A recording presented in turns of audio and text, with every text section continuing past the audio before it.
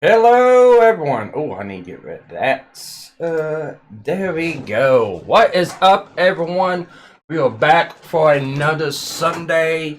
Yes, some spicy topics to talk about today. We're going to talk about the Act Man and why he was the cause of his own downfall. Now, for anyone watching this, or comes into the beginning of this, just so you know, I don't like Quantum and I don't like the Act Man. I'm not siding with any of them. So don't think I'm being a fanboy here of one or the other. I'm not. I think they're both equally dumb and stupid, just so you have a reference point and know of what I'm coming from on this. I will be talking about both of them critically, so there's that. And better late than never, Rogue. Actually, you're Ollie. You're real Ollie. We're actually sorry about 4 minutes, Ollie. How are you? Yeah, no, I noticed that I could be early, but yes, you started early, so you're recording, so that's it. Technically, I'm on time as usual.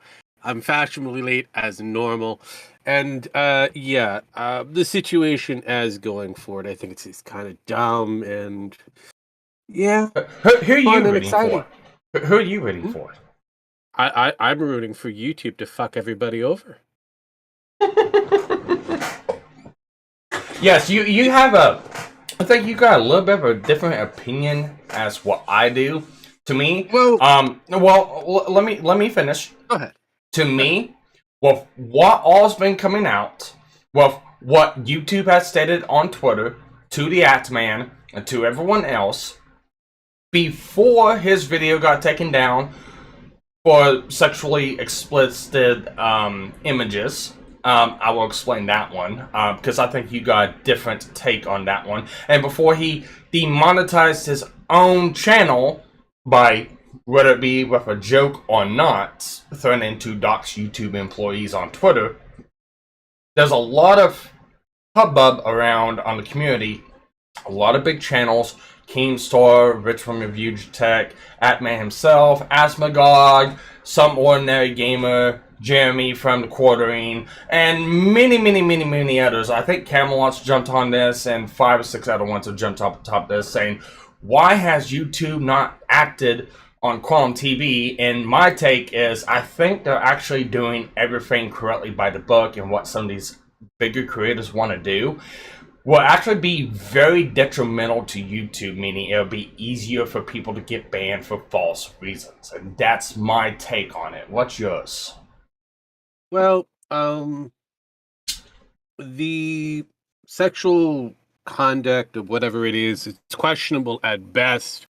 It would have to have been brought up to YouTube in order for that to actually be a thing, because realistically, it's a cucumber thing. And many people have had many different jokes with many different vegetables and long fruits on YouTube, and they still seem to be up there. But regardless, Well, I have a reasoning behind that one too, but I'll get into it when I get to that topic. regardless, like I said, regardless, the core of the situation now seems to be people who are on the Ackman side of things, claiming that a certain black individual has privilege.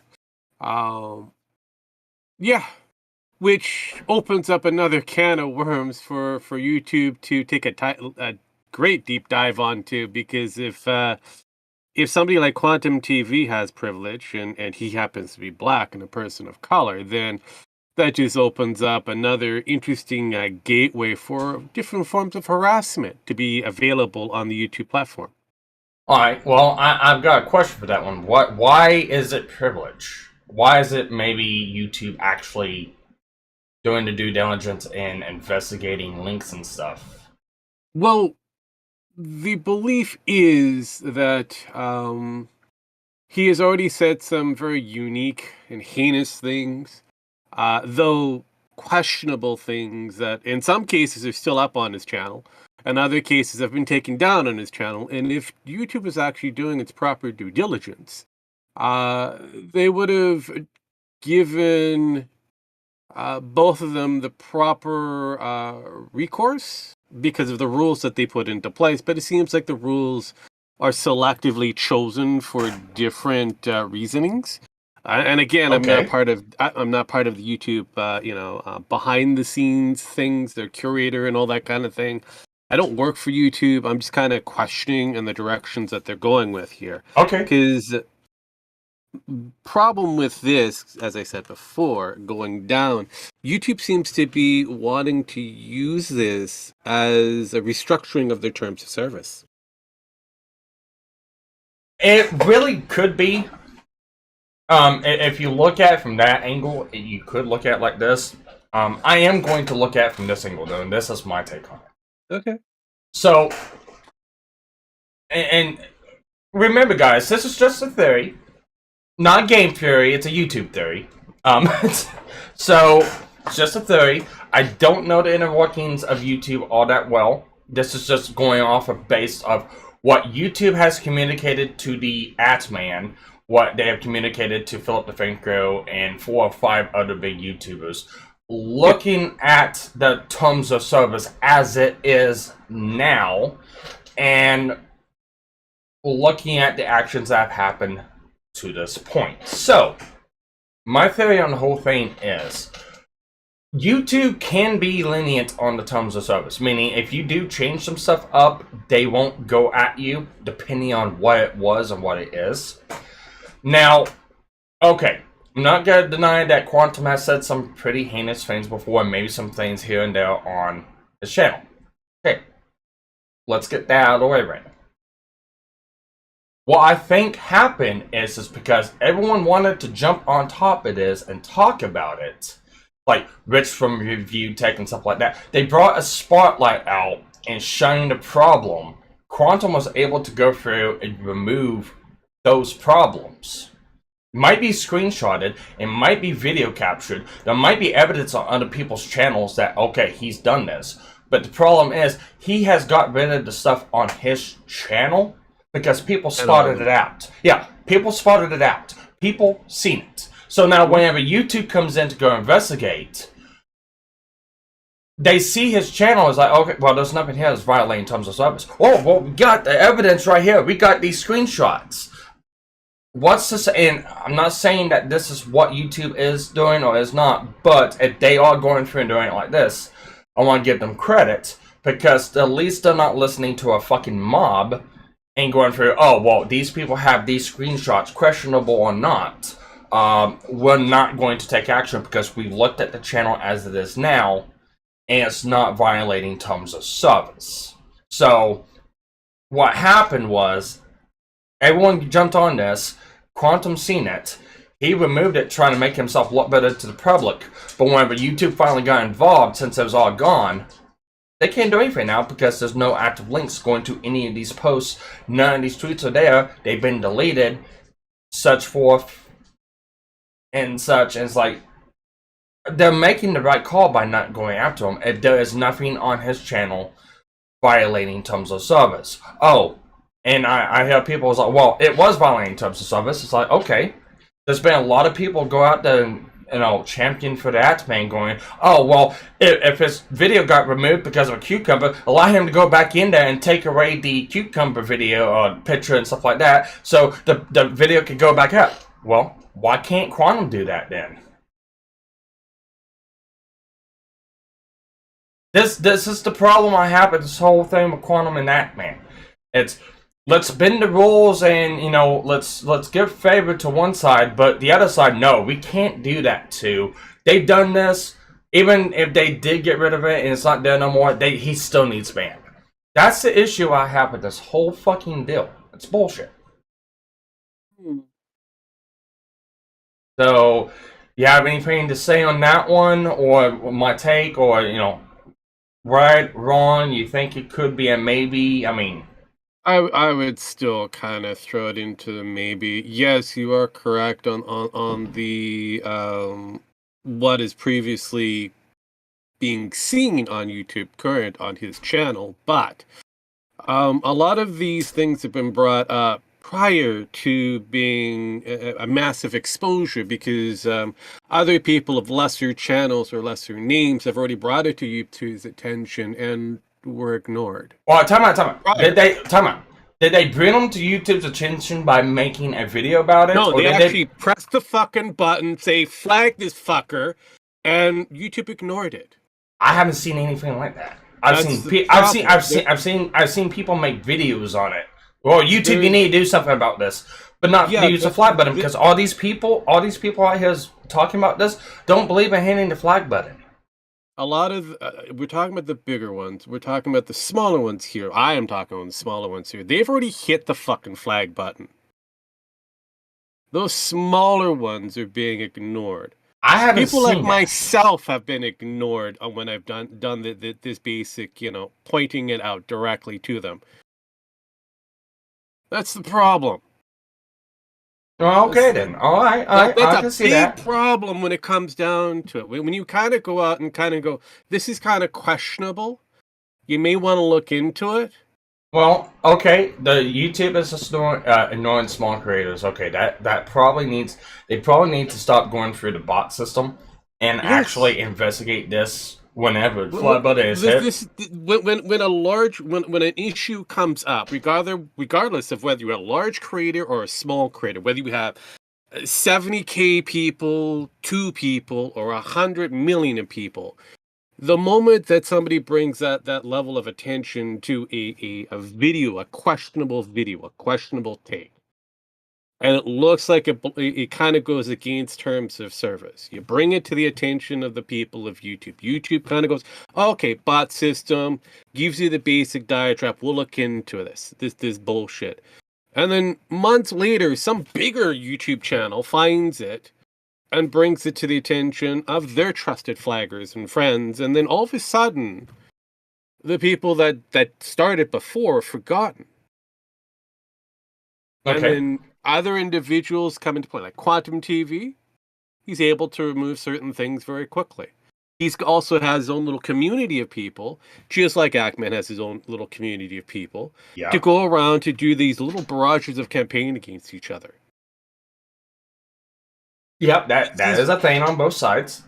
This is where the core problem comes into. So we're looking at YouTube ignoring their actual, they're using the hands-off approach too much, especially for a platform that they say that they're against harassment of any kind. Anybody besmirching anybody within the LGBT plus community whatsoever, they're heavy-handed when it comes down to somebody from the left screeching and screaming, but a neutral party or whatnot, they're kind of acceptant. Any persons of a particular color outside of being white seems to get a lot of okay. They're open door policy for them. They can say whatever they want, do anything that they want, and enact anything that they want. They can swat somebody and still get away with it. They can go on their actual community page, put out a community post, seeking out for details, and it's ignored. Okay. So these are things that are rampant within YouTube. It's not just Quantum TV that does it, but within these communities that tend to want to have the drama. If you look at Quantum TV at his subscriber count, it's been going up since the drama is happening. Yes. So the more the drama happens, the more attention comes to him, positive or negative. He gets more attention, meaning his numbers are going to go up. Yeah. Well, I mean that's true, because those people, like for me, I have subscribed to Quantum and his other channel, Controversial Truth, and Next Gen Gamers, which I have confirmed is the original Quantum Apopiosis account. Why you got it back, I have no idea, but it is. But I've subscribed to all 3 of these channels because if he says anything and does anything, I want to be there to watch it. The best way to do that is to be subscribed. So.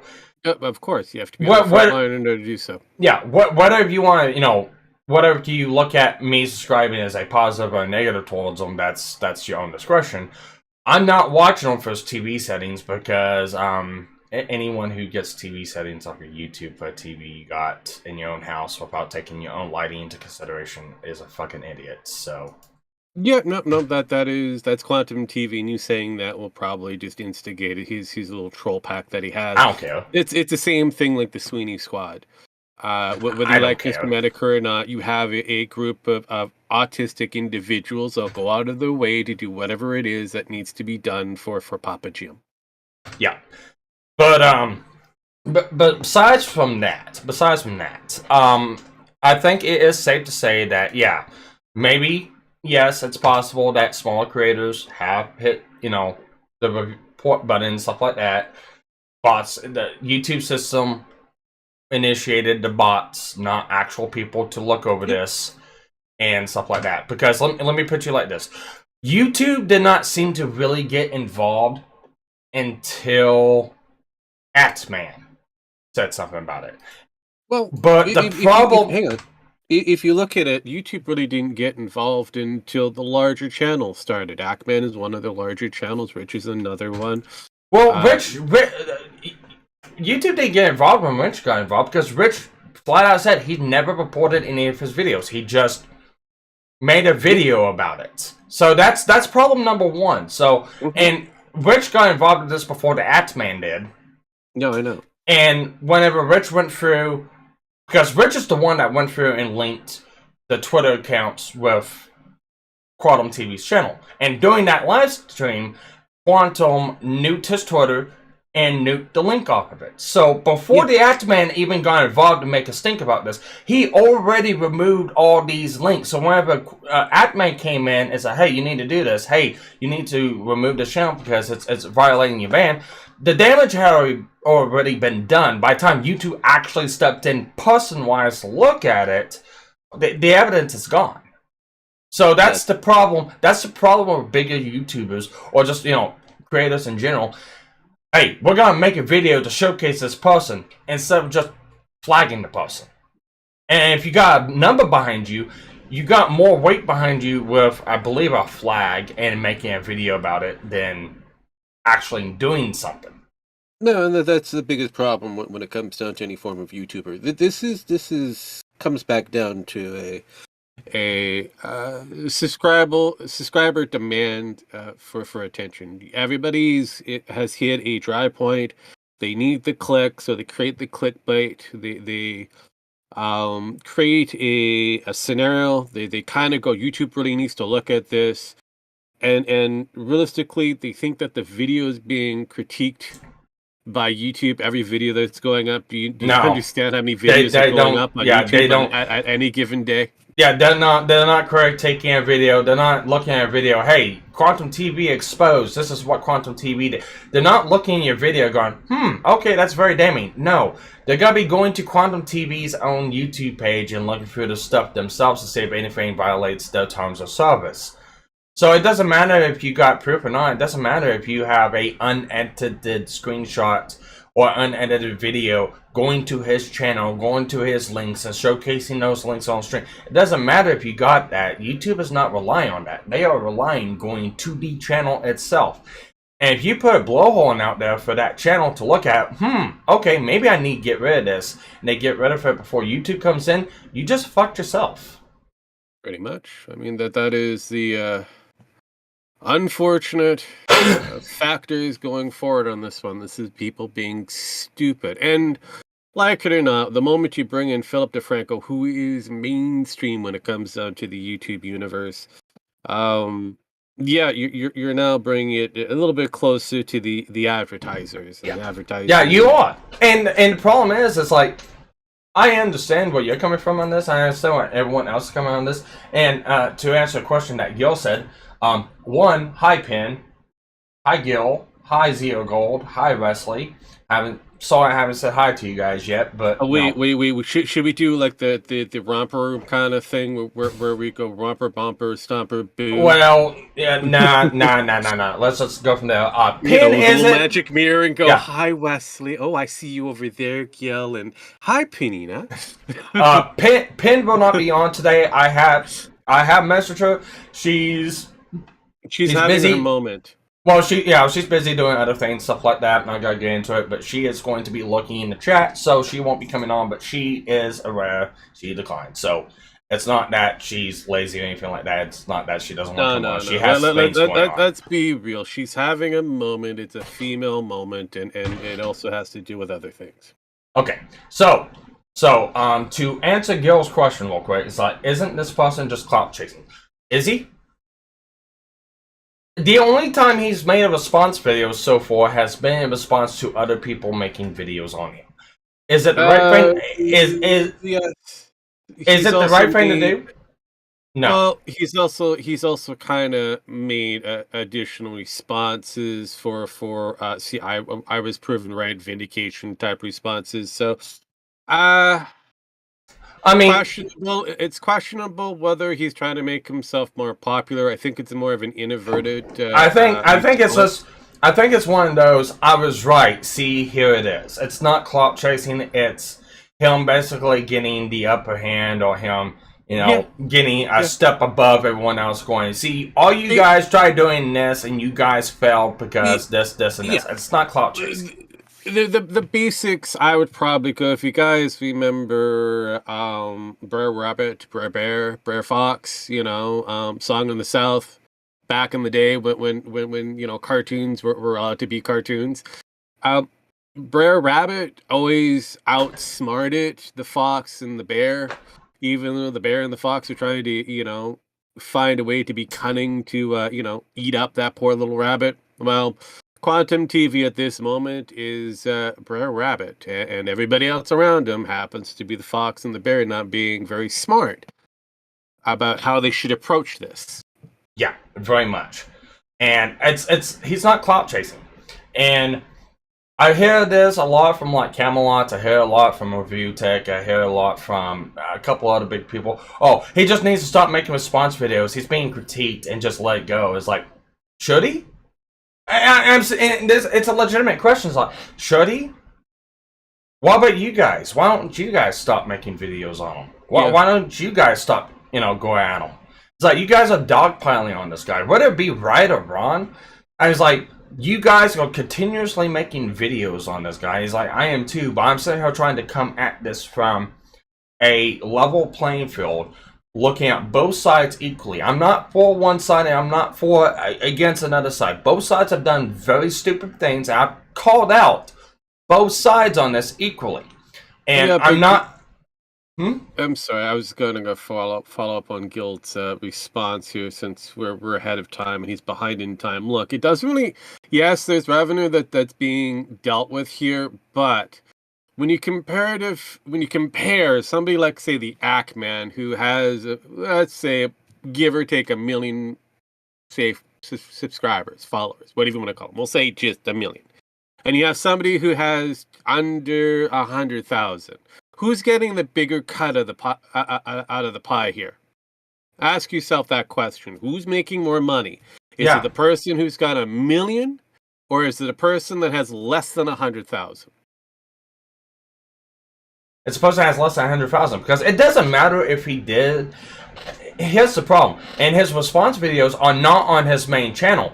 They're on a secondary channel. His secondary channel is not even monetized. It's not. It's well, I don't think it's monetized. It's a very low sub count channel. So it is. His responses are on that channel, not his main one. Is he clout chasing? Is he doing this for the money? He's getting the traffic to his channel regardless, because all these bigger YouTubers are making videos of him. So, and people watch that. Hey, let's go to the channel and see. It brings in traffic to his channel. So, who is clout chasing? Is Quantum clout chasing for himself? Or is Atman, Review Tech, and everyone else clout chasing and giving him additional views on top of it? And all thing he's got to do is say, see, YouTube sided with me. I'm not doing anything wrong. Because every video I've seen has been, look, I've been proven right thus far. I want out of this. I want these guys to stop. Why are you guys continuing making videos on me?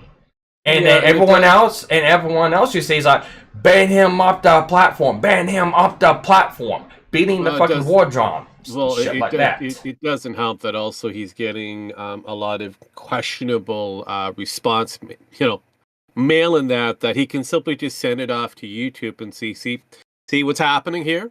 They're calling me all these different sorts of names. They're in my comment section. They're sending me emails of this. I'm being harassed to the nines, and it's because of this, this, and this. And at this point, he technically is being harassed. I hate to say it. And it gets worse because, like I said before, there's a good small contingent of people who are now claiming black privilege. Yeah, he and has I think black privilege, and that's bullshit. And this is the same group of people who go against the other folks, the other group, the other side of the coin, that say that there's something called white privilege. Sorry, but there is privilege. People have privilege. All types of forms of privilege is available to every person, white, black, tall, small, young, and old. We all have a degree of privilege. I can do that. I can do the same thing. Atman and Quantum TV have more privilege than I do because they're monetized. Yes, more so. What's the difference? They have a higher view count, regardless of whether, better watch time. That's a pretty good amount of privilege. So, regardless of the situation, we are getting to a point where it is becoming a nuisance and a problem for people behind the scenes with YouTube. And I can see something fundamentally changing. I can see that too. I mean, I can see YouTube changing in terms of service to be either a little bit more clear or a little bit more vague so they can go around problems like this. But let's continue going down the chain of this. So let's go on the Atman's latest video that got removed for sexualized content. If you want to start on that one, you can. If you want me to start off on it, I will. Go for it. Yeah, I've already seen it. I think it's kind of okay. It's one of those things and it's stupid. It really is stupid. Should the video have been removed? Personally, to me, no. It's a meme. It's a joke. It's whatever. However, and this is the only reason why I'm going to state this is because in that same video, Atman is touting the TOS, showcasing this person has broke all of these rules, thus what should equal into a ban. That is in this video, where this image is in there. So, for someone who is touting off the TOS, the TOS is absolute, this person has violated these rules and such, should be punished for it. That right there, alright, I've got to change my way I think about it. Me, myself, the picture of the cucumber in Quantum TV's mouth, me, myself, I don't see that as an issue.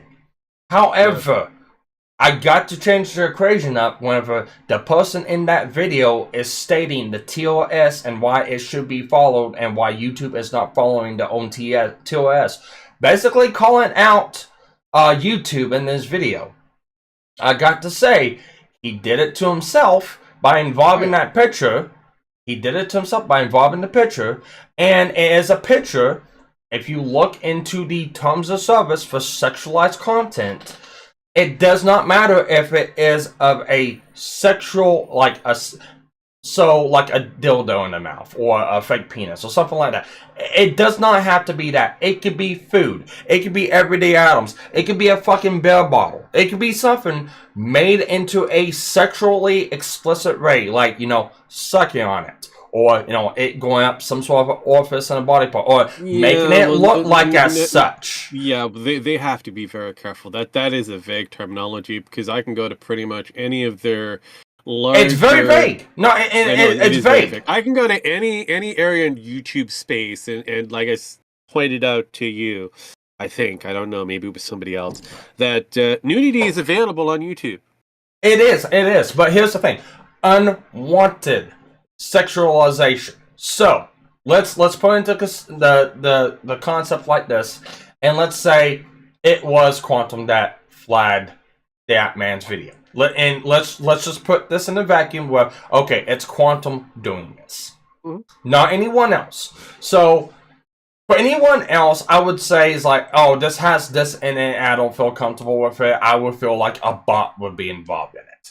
Now, if it's like a individual going to YouTube, hey, this person is showcasing an image of me in a sexualized manner and I don't want this, I would feel like that would rank higher up into YouTube looking at this and actually going, is this a thing or not? And going, okay, it looks sexualized. Our terms of service are gray at best. We can look at this and go, okay, no, a cucumber in the mouth looks like he's sunky on it. No, this kind of does fall within the TOS that it violates. I can see that. Yeah. Well, that would also be applicable to many of the different thoughts, a Gil? lot of the GLBT community, and the list can go on. Yeah, Gil, So, technically it's Quantum TV it's punching up in this. Quantum TV is low man, the totem pole in this whole deal. He has 60,000 sub. Yeah, he went at Mischief, which was like, 4 times smaller than he was. Now Mischief is like 5 times bigger than he is. So technically, Quantum in this whole deal is punching up because Retro Review Tech over 1 million subs. Quartering over 1 million subs. Asmongold over 1 million subs. Some Ordinary Gamer over 1 million subs. The Actman over 1 million subs. Philip DeFranco over 1 million subs. Technically, Quantum is the underdog here punching up, so... Yeah, I would have to, concede on that one. Yeah, I mean, previously, Mischief was someone smaller, someone who started out, and realistically, the only reason why there was an actual issue between Mischief and somebody of QTV was because of a questionable take on a game. That's it. Yeah. Now, I would say Quantum TV is, probably smoking a little bit of hemp there, thinking that this is a smear campaign done by I don't Mischief. think he actually smokes. Nobody smokes hemp. No, Hi, Vlad. But no. It's like this. It's like, I do feel like QTV is blowing it a little bit out of the water, going, oh, this is all because of some kid named Mischief. He's got this whole hate mob against me. It's like, that's not a thing. I will say QTV is blowing out of his ass there of saying that. So, no, it's not. It's a lot of people's gone onto this, seen what's going on, and they don't agree with it. And that's the only reason why Mischief got so big is because Quantum TV, not Quantum TV, the Atman came in and made him a thing. So, well, I would have to say if it wasn't for the fact of the Quantum TV doing what he did, it would have been. It would have been. Mischief would have been lower tiered and ignored for the most part. He'd be another, YouTuber struggling to get up there past the 100,000. Yeah. But going back on the sexualized photo thing. Me, myself, I don't care about it. And I don't think anyone else on the fucking platform cares about it. It's a stupid little meme. It's just a fucking picture. It does not mean anything. It's a joke. Have you laugh about it. Me, myself, I don't care. But for the fact that this was involved in a video of Atman making a fuss about the terms of service and YouTube not enforcing those terms of service, I think he kind of got what he was asking for. Yeah, he did. No, I don't agree. I don't. No. I know. No, I don't agree with it. I really don't. But you got to look at the context of the video, and it's like, well, you know what? That's karma, bitch. It is. It is what it is. Look, Card Wars. I thought it was Tard Wars. I thought it was Todd Wars. I heard card, so don't mind me. Todd. All right, Todd. Okay, I got you. All right. Tard. Yeah. So, and now I can't say retard, but I can say tard. Well, I get it. Channel, you already, it's fine either way. I mean, serious. All right. Now let's go on to the final portion of this whole topic, and then we can have a generalized conversation. Not Quantum. Atman's channel getting demonetized.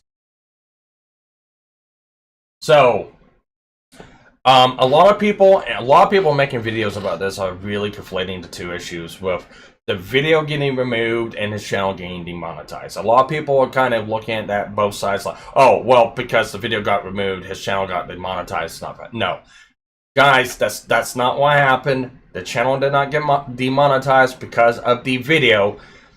The channel got demonetized because the Atman, being stupid, Yeah, He's the Ant-Man's brought YouTube into this several times to go out to Quantum TV. He's brought YouTube into this several times. Hey, he's breaking terms of service. You have a 1 million sub channel preaching to the heavens on, God knows every platform, Discord, Facebook, Twitter, YouTube. This guy over here is breaking terms of service. He needs banned. He's trying to use the weight of his channel, the weight of his name to go at this person. Okay? This person is doing this. That man is doing this. And then whenever he gets told no, whenever he gets told, we don't see anything wrong because, they made a fuss about it, allowed Quantum TV to remove these stuff from his channel before YouTube could actually go in there for people to look at it. Yep. And go, we don't see anything wrong with this. Then he steps up to the next level saying, well, since YouTube is a guy who enforces the policies, I'm going to do this. In a joking manner, yes, it's a joke. Yes, whatever, it's satire. But at the end of the day, you gotta look at it. A 1 million sub creator. A really big creator on YouTube. A really popular, well-known one on YouTube. Going at another person, smaller than him. I don't really think size matters, but smaller than him. Going at him. This guy needs removed. This guy needs removed. This guy needs removed. YouTube has already told him no, and then he goes through, since you ain't gonna do this, I'm going to do this. I'm going to dox YouTube employees because since you don't want to go out to someone for doxing people, which, unfortunately for Ant-Man's case, Quantum never doxed the Ant-Man. The Ant-Man is a public figure. His information is out there. His name is out there. Whenever Quantum made this video, he only showcased his side of the conversation, never showcased a number, never showcased a name, never showcased a location, never doxed anyone. So, Ant-Man demonetized himself by going at YouTube, saying he's going to do this, joking matter or not. He added YouTube in this. YouTube seen this. His Twitter is linked to his channel. Why he got demonetized. So everything that's happened to Ant-Man to this point has been because of the Ant-Man. Quantum had nothing to do with this. What do you guys think?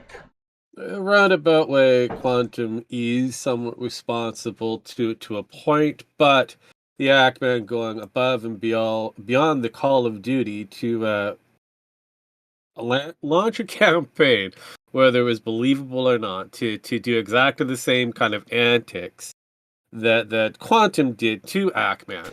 It just kind of blew up in his face. Look, at the end of the day, unfortunately, the Ant-Man is a public figure. His parents and his family are not. Their information is not that readily available. Well, according to the deets, people within Quantum TV side of the community happily gave that information to him. Actually, it's not that hard to find because I found it myself. So, like I said, the Ant-Man is a publicly known figure. You type his name up in Google, it's a full listing down. He is on a site, it's called Wikitubia. It's a wiki fandom of YouTube channels, and it has thousands of different channels. It has different amounts of information. On Ant-Man's page, it has his location, it has his full name, it has his birthday, it has a lot of relative information. It doesn't matter if his parents are on there or not. You can take his name. You can take his name, you can look it up in White Pages, and White Pages online gives you a list of relatives listed to that person, along with the address and the phone numbers. That's how Quantum TV got it. It's not that hard to do. Again, even then...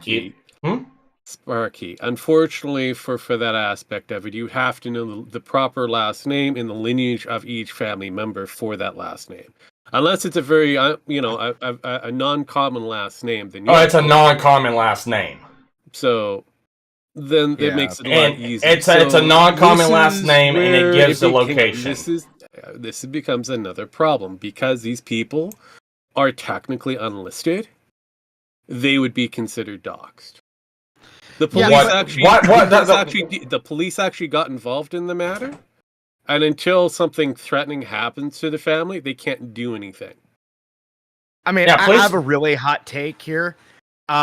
He put his family in danger by going on YouTube, so pretty much. I don't really. I mean, realistically, at the end of the day, whenever you put yourself out there like that with millions of people watching, you have to understand that the risk of your family being dragged into it is pretty high. Like, I think the quartering just got doxxed, or not doxxed, sorry, swatted. And then his wife was put in handcuffs, so it's kind of like the same shit.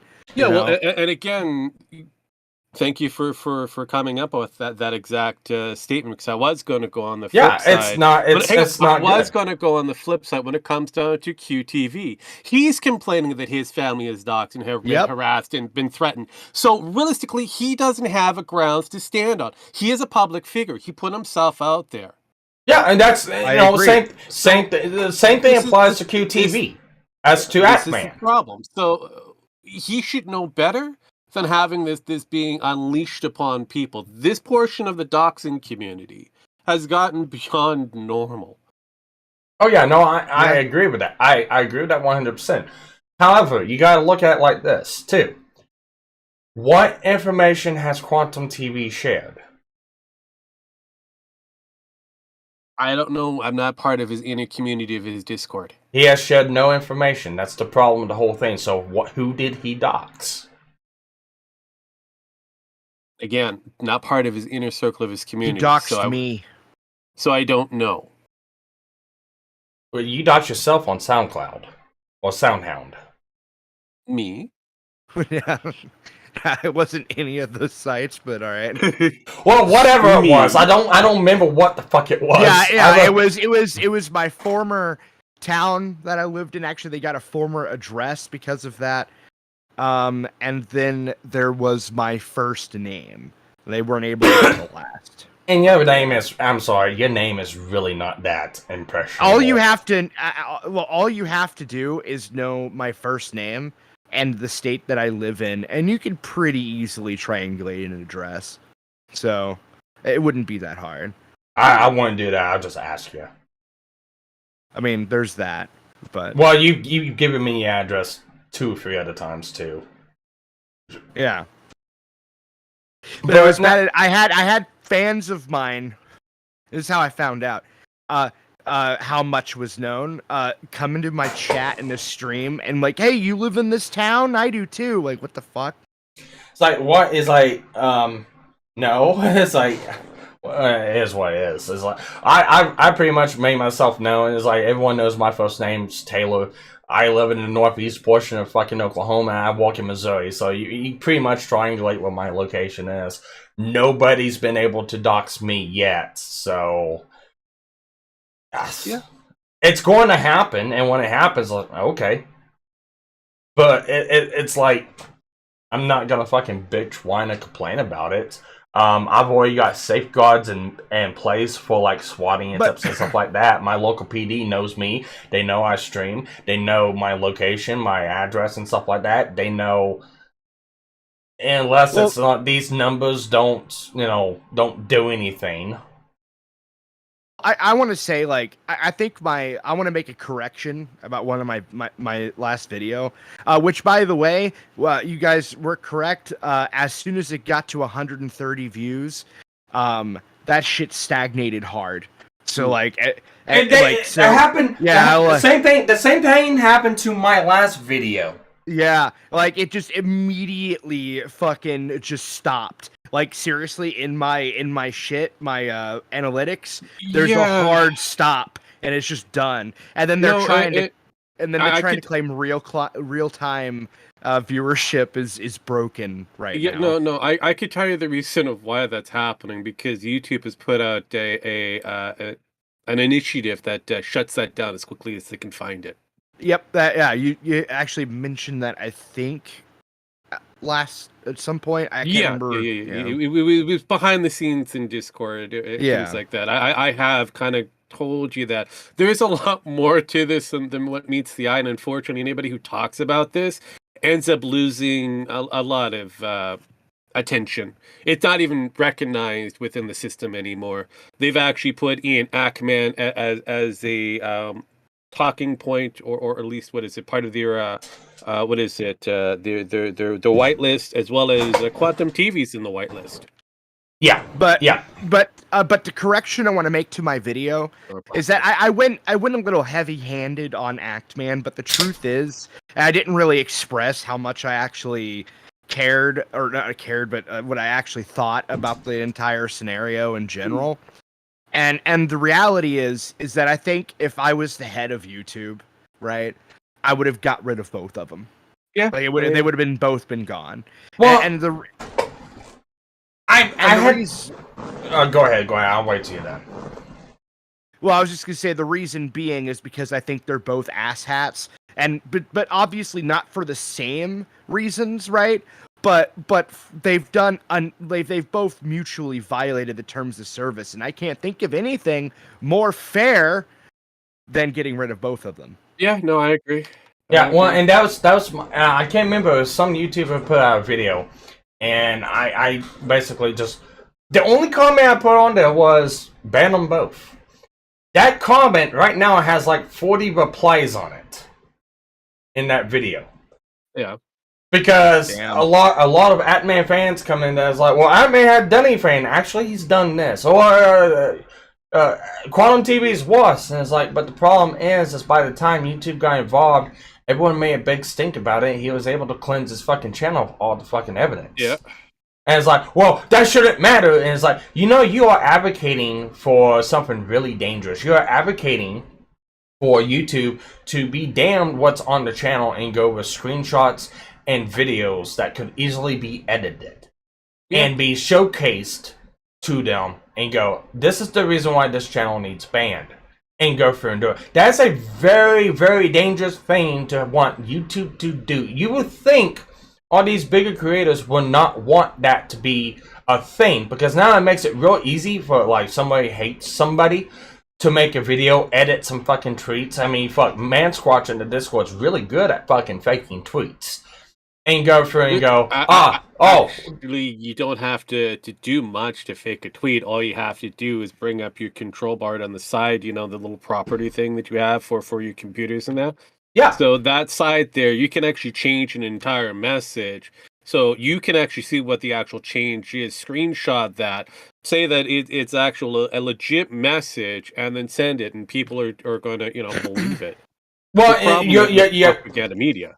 Well, and you're proving the point right there. It's like these bigger channels are wanting to make something to let YouTube be able to do something without being able to prove it. To go, oh, this is the reason why this person needs removed. That's dangerous. That should not be a thing. That should not be a thing. That should be, we need YouTube to do this. That should not be a thing. Correct. Yeah, and to Actman's credit, I don't think he would have been able to fake that many tweets, because there was a lot. But yes, like for the most part, like you could have like smaller commentary channels like fake a tweet, like that's heinous. And then like in general, the president beyond the Actman drama would be scary. Yep. Yeah, that's why I'm looking at. It's like, well, that shouldn't matter. He needs removed. And it's like, it doesn't matter if he needs to be removed or not. The thing is, you're setting the fucking groundwork for something you don't want. Yeah, because this is something that most people forget. The moment the rules actually do apply, it eventually does get applicable for both sides. And then watch somebody like Quartering. And this did become a thing. Somebody like Quartering, something happens to him like this, because there's a lot of people out there that would do this, goes to YouTube, well, since we now implemented this new rules, it seems like we've done this, and you need removed. Oh, this actually happened to me. Yeah, and then Quartering would be like, well, that's not fair. I didn't do any of this stuff. It's proved on my channel. Well, guess what? You guys just simply lambasted another channel for this, so why not let it happen to you then now? Yeah. This is where we're playing the slippery slope. And no, but this actually happened to me. What happened is whenever I in my server, somebody made mention of the only thing you could really do with quartering is to dox him, but then said, but that's not a good idea, obviously, because there was some drama going on. Yeah. And then somebody in my server screenshotted that, cut out the, but that's not a good idea, obviously part, and then said that people in my server were advocating or calling for the doxing of the quartering. And then he went to Twitter with the screenshot saying that me and my server were doxing him, and it took Rags getting involved to actually shut that shit down for me to post all the screenshots and all the context and everything to prove that didn't happen. Well, I mean, despite the fact I Go ahead, continue. Yeah, go ahead. I was saying, despite the fact I gave the quartering an invite to the server to look for himself, and he refused. According, well, here's the thing. Really take an invite. And here's the problem with this. There's two sides of the coin here. That's one side of the coin. You got the public viewing of it. You got what like Virtual Review Tech's doing. You got what Atman's doing, showcasing the stuff that's happened on the channel, on the linked accounts to that channel that are now gone. And then you have the YouTube side of it. YouTube never acted on it, did they? Nope. Nope, they won't. No, I'm talking to Vlad. YouTube had not acted on that, did they? It was just people making a big stink about it. Hey, this person did this to me, or is attempting to do this to me. So yeah, it's a very real thing that can happen. Oh, yeah. I was muted. Fuck. It's all good. No, he tried to get YouTube and Twitter to pay attention to it, and they didn't. Yeah. But that's not for lack of trying. Yeah. So that's the thing. That's the reason why this is a really dangerous precedent to do. And when you get channels involved like Argue RFC, commentary community, quartering, it gets really dangerous because these guys do use underhanded tactics. Yeah, but the quartering's really autistic. He's always been using underhanded tactics. I know. But look how he got himself so popular. He used an underhanded tactic and lambasted the WoW community, whether you agree with them or not. Yeah, they're socially woke. They were going down that tree, but MTG community. Still. Yeah. But part of WoW Wizard of the Coast, it doesn't fucking matter. They're still Blizzard. At the end of the day, that's what he did. That's how he got his shekels in his bank. Yeah, but here's the thing. They advocate for stuff like that, but when it happens to them, oh no, that's not a good thing. This should not be happening. It's the most devastating thing of all time. Like for instance, Jeremy going through whenever he was getting attacked by the MTG community and Wizards of the Coast and stuff like that. Oh, well, my livelihood's been damaged. These guys are going after my livelihood. That's not right. That's not fair. This should not be a thing. I've got a campaign going against me. All war is me and stuff like that. Yes, he got a lot of generated followers and stuff like that. But shortly then after that, and this is what turned a lot of people against him, including myself and Vlad, he got sucker punched in the bar by some guy that didn't like his content. Yeah, it was an assault and stuff like that, but Jeremy went scorched earth on him and actually cost this man his job and touted it as a fucking victory, even though several months beforehand, oh, this isn't the thing that should be happening. We should not allow this stuff to happen, but turns around and does it himself. Yeah. Oh yeah. No. It's a very unique, not really very unique. It is an ongoing issue with certain individuals that tend to lean, I don't know, on a stupid. Political scale and completely stupid. They tend to lead stupid. Yeah, they do. Now, So you want to add anything on that, Vlad? Fortunate, but yeah, I already had a hate boner for Jeremy. What? I didn't trust him. I said, did you want to lead in and credence to what I just said about the whole deal? Oh, yeah, no, the whole thing was, like, he did, to be fair, he did, like, whenever his own community started going after him for it, like, he did post, like, an apology video. But I mean, like, it was too late. The clout It was after already the fact. gained. It was after the fact. Yeah, way after. It was like weeks later. Yeah, I mean, like, and so it's like difficult to really like care about the apology at that point. And also, I think he even deleted the apology video on top of it, so it doesn't even really matter. Also, I'm just now looking at your chat. One of the chatters said, so it's the level of research involved that demonstrates doxing. Like, I don't know exactly what they're referring to there, but what I will say is that, like, I don't know, my definition of doxing is hyper specific, and I don't think researching anything on the internet is necessarily doxing. No. If it's online already, then it's difficult for me to make the argument that it should classify or my basic issue when it comes down to doxing, especially a person who didn't go for the actual idea but sends out a small little campaign behind the scenes, and then people just show up with all this information for them. That is a little underhanded and kind of heinous. Yeah,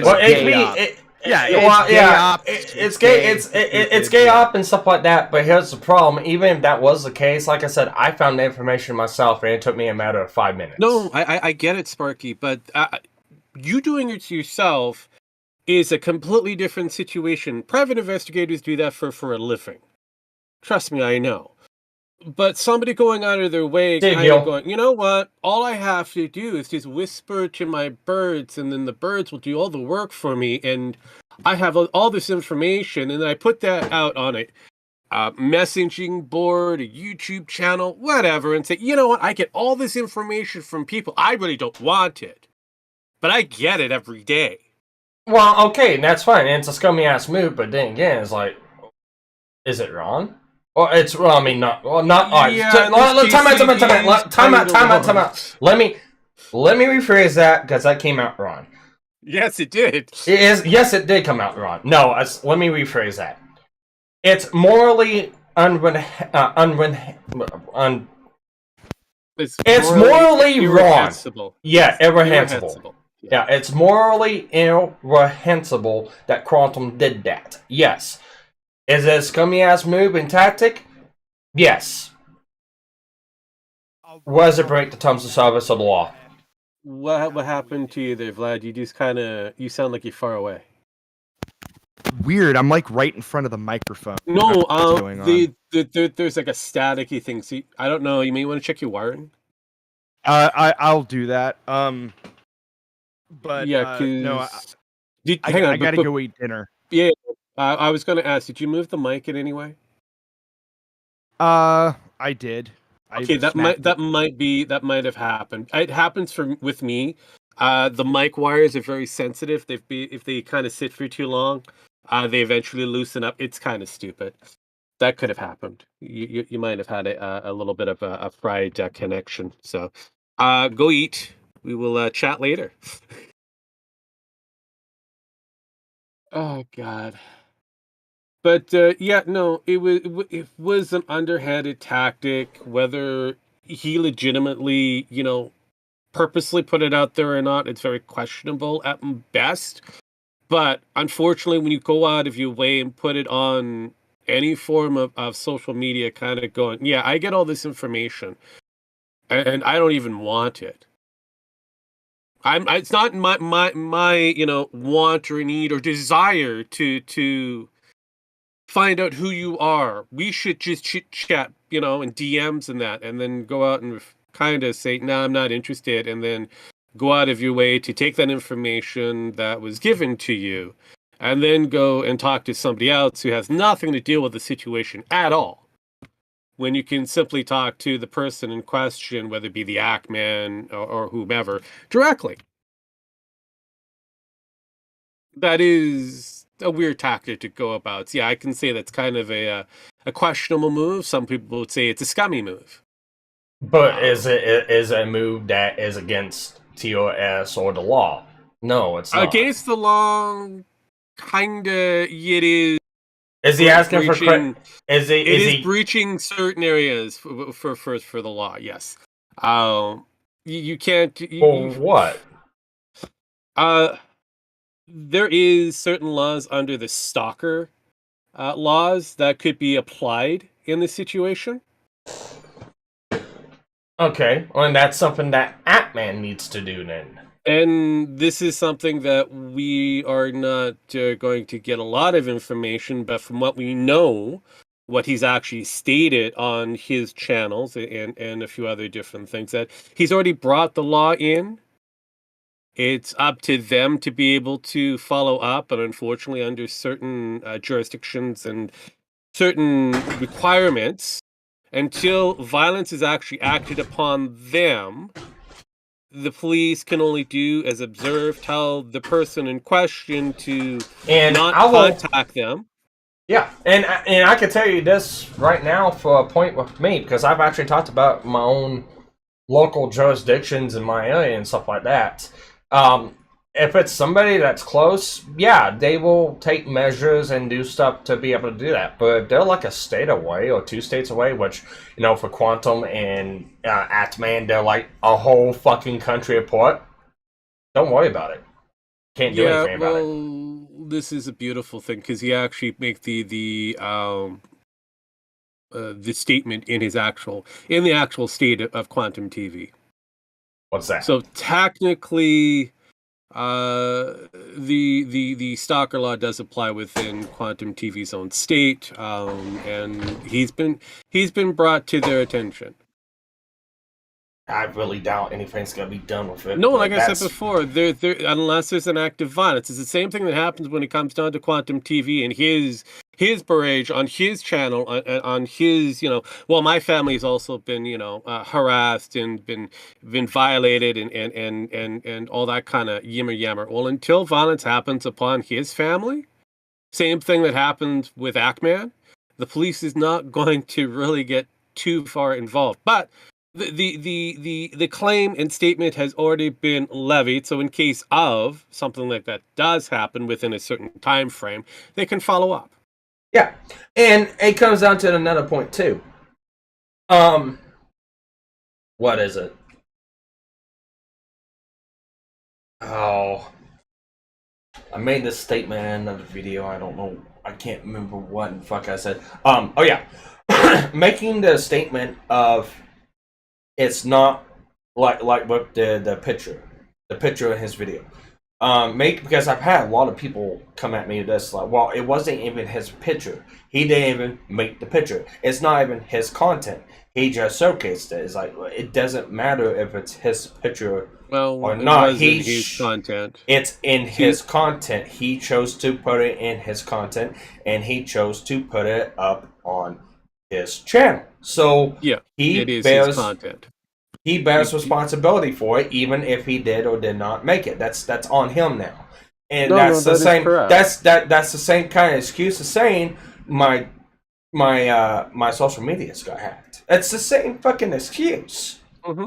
No, and then again, anything that's put on your social media and it's still left up there on your social medias, regardless of how heinous it sounds or whatnot, it is still your content and it is still your obligation to remove it.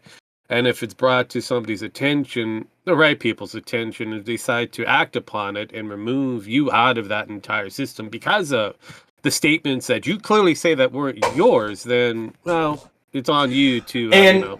And we also got to look at like this too, because there's a whole nother factor of that whole deal. Because, you know, let's look at YouTube as a company itself, and let's just assume in a vacuum that YouTube is wanting to do the right things, and they're not wanting to really bludgeon anyone unless it's absolutely necessary. Let's give YouTube the benefit of the doubt. I know it's laugh-worthy saying that. Yes, it is. I know it is, but still, let's look at it like this. Okay, so he has made the claim that his accounts were hacked. He has made that claim. He has made that claim that his accounts were hacked back in 2018. Okay, fine. He's stated a fact. No one can really say yes or no.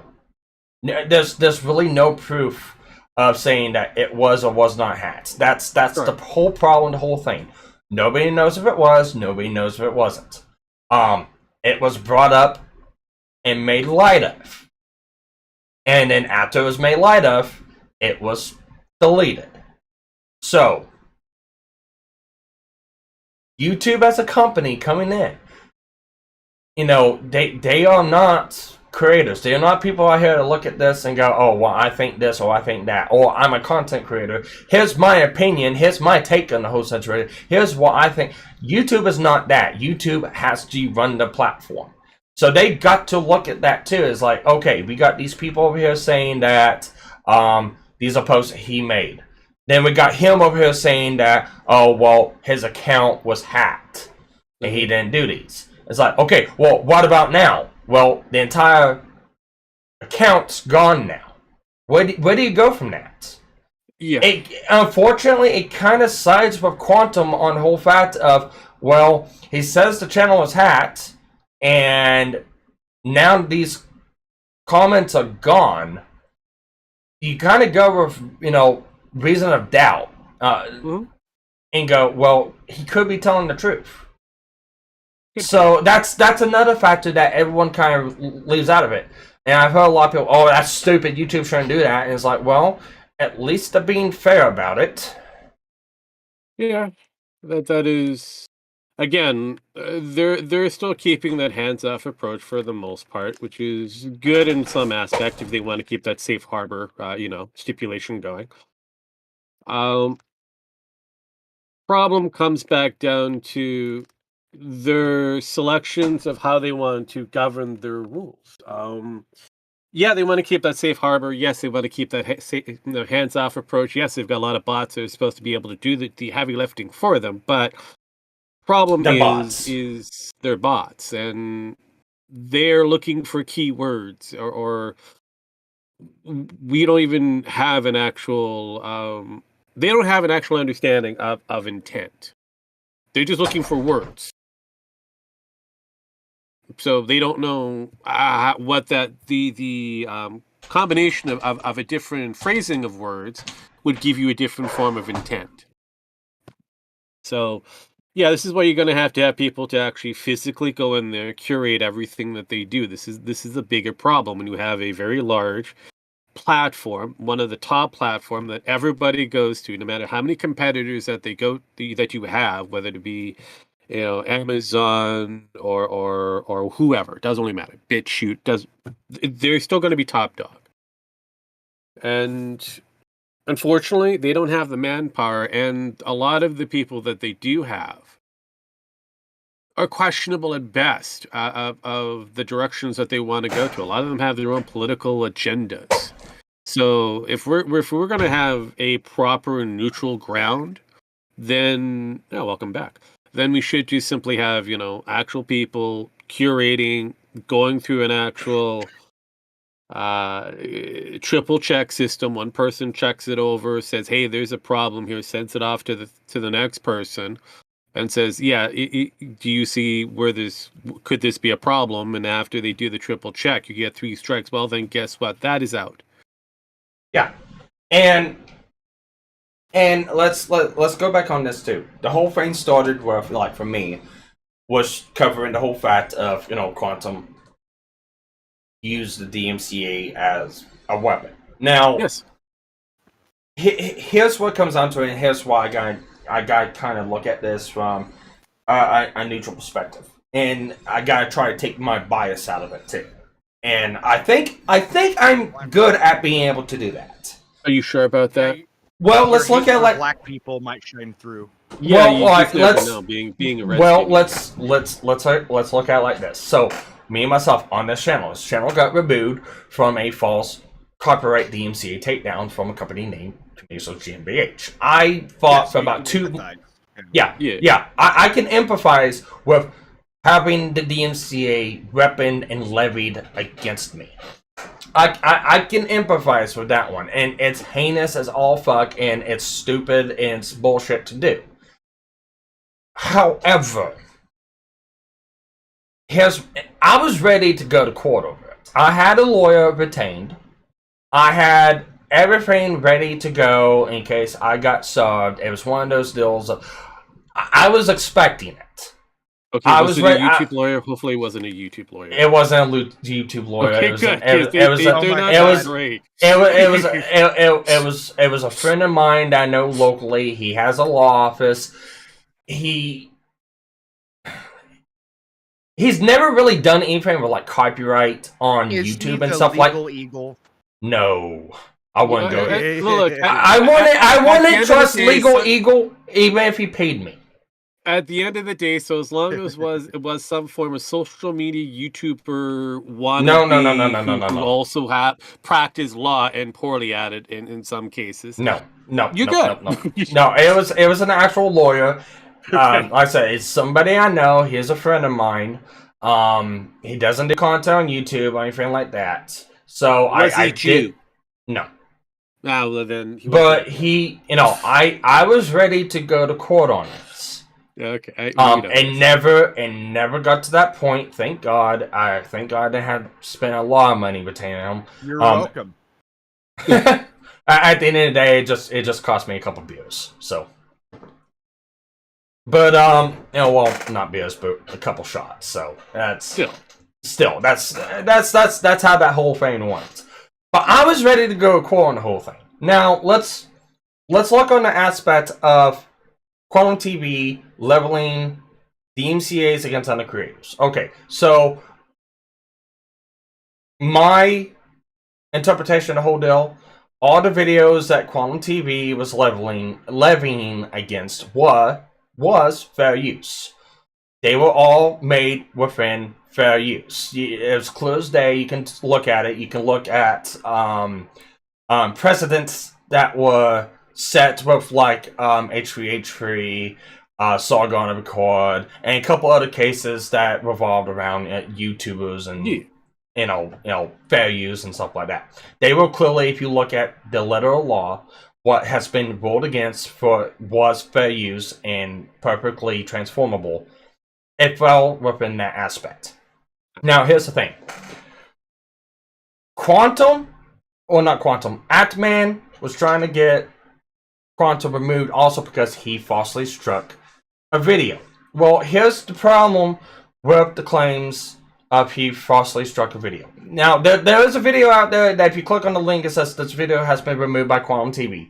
I don't know what was in the video. I don't know if it was a straight up re-upload. I don't know if there's any other content to it. I don't know. I can't look at the video, look at it, so I'm not going to judge that video. The person in the channel has not said anything about it. He has not made us think about it, so I'm going to assume probably it was just a direct upload or a mirror or something like that. If that's the case, well, Quantum was within his rights to hit that video, but without being able to look at the video, I can't tell for myself. So that was questionable.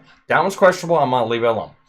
So there's there's one other channel that had a strike against, that said that had a copyright filed against it.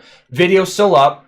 That video was within fair use. And again, that channel had not put anything out of, I was, targeted by a false DMCA and stuff like that. So I got to leave that channel out. Plus, Quantum even stated that somebody's filing false DMCAs underneath my name. Although I'm going to question that one. If that's the case, why is it coming to your email? Yeah, so, I'm questioning that, but those two creators have not said anything about it. So, benefit of the doubt goes to Quantum on it. So that leaves 3 other videos that we can look at that have documentation on it. The first one, Griffith Gaming, and that was a PlayStation, Xbox review commentary over Quantum's video. Now, it had a DMCA leveled against it. Griffith Gaming got a hold of Quantum. The two of them worked it out. He took the video down. He removed some stuff from the video, and the video went back up. Now, afterwards, Quantum kind of bugged and harassed him over it. Not harassed, but, kept bugging him about, hey, you need to take your video down. You need to take your video down. I'm getting slack over this. I'm getting slack, It was a back and forth, and Griffith Gaming at the end of the day just ignored him, left the video up. Nothing else was done to it. He did not file any more takedowns. He did not file anything else to it. Left the video up. So, that one. DMCA was levied. Gripper Gaming took the video down. The strike got removed. Quantum removed the strike. He reworked the video and put it back up. And the video is still up to this day. It has not been removed. It has not been struck yet. So, first video. Not DMCA abuse. It was worked out between the two parties. Second one. With the help of YouTube. With the help of, well, yeah. So, no, one, you can look at it as a legitimate takedown or not. It wasn't really a legitimate takedown, but the parties worked it out. Look, second one. Sorry, continue. Just let me finish for a bit. It's all good. The second one, Mischief Gaming, or Mischief, with his review on Quantum's Elden Ring takes. That's how it all started. Yeah, that's how it started.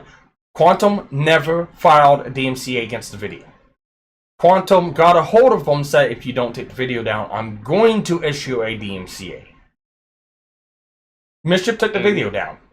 Yeah, and then after getting a few other people to review it, they saw nothing that would actually go against the service. Yeah, and it went back up. It went back up. And then Quantum still decided to go. No, Quantum still tried to do a takedown. It's on Mischief's side. Quantum did try to do a takedown. Actually, no, he didn't. And YouTube said it's within their terms of service. No. That was to Actman. That happened to, not Mischief. That was Actman. No, actually, it did happen to Mischief before it happened to Actman. I've looked at Mischief stuff. It's never showcased it. It's happened to him. It's never showcased it. No, if I remember from what I watched of Actman's video, was it happened to Mischief, so Mischief got the message first. Yeah. And took it down. And took it down on his own. Yeah, he took it down on his own. And it wasn't until after Actman made his video that Mischief re-upped it, made it public again, and then it was removed. That's how I remember the course of events. The video's still up. Now I want to make very clear a few things, though. This is very important, all right? Or at least to me.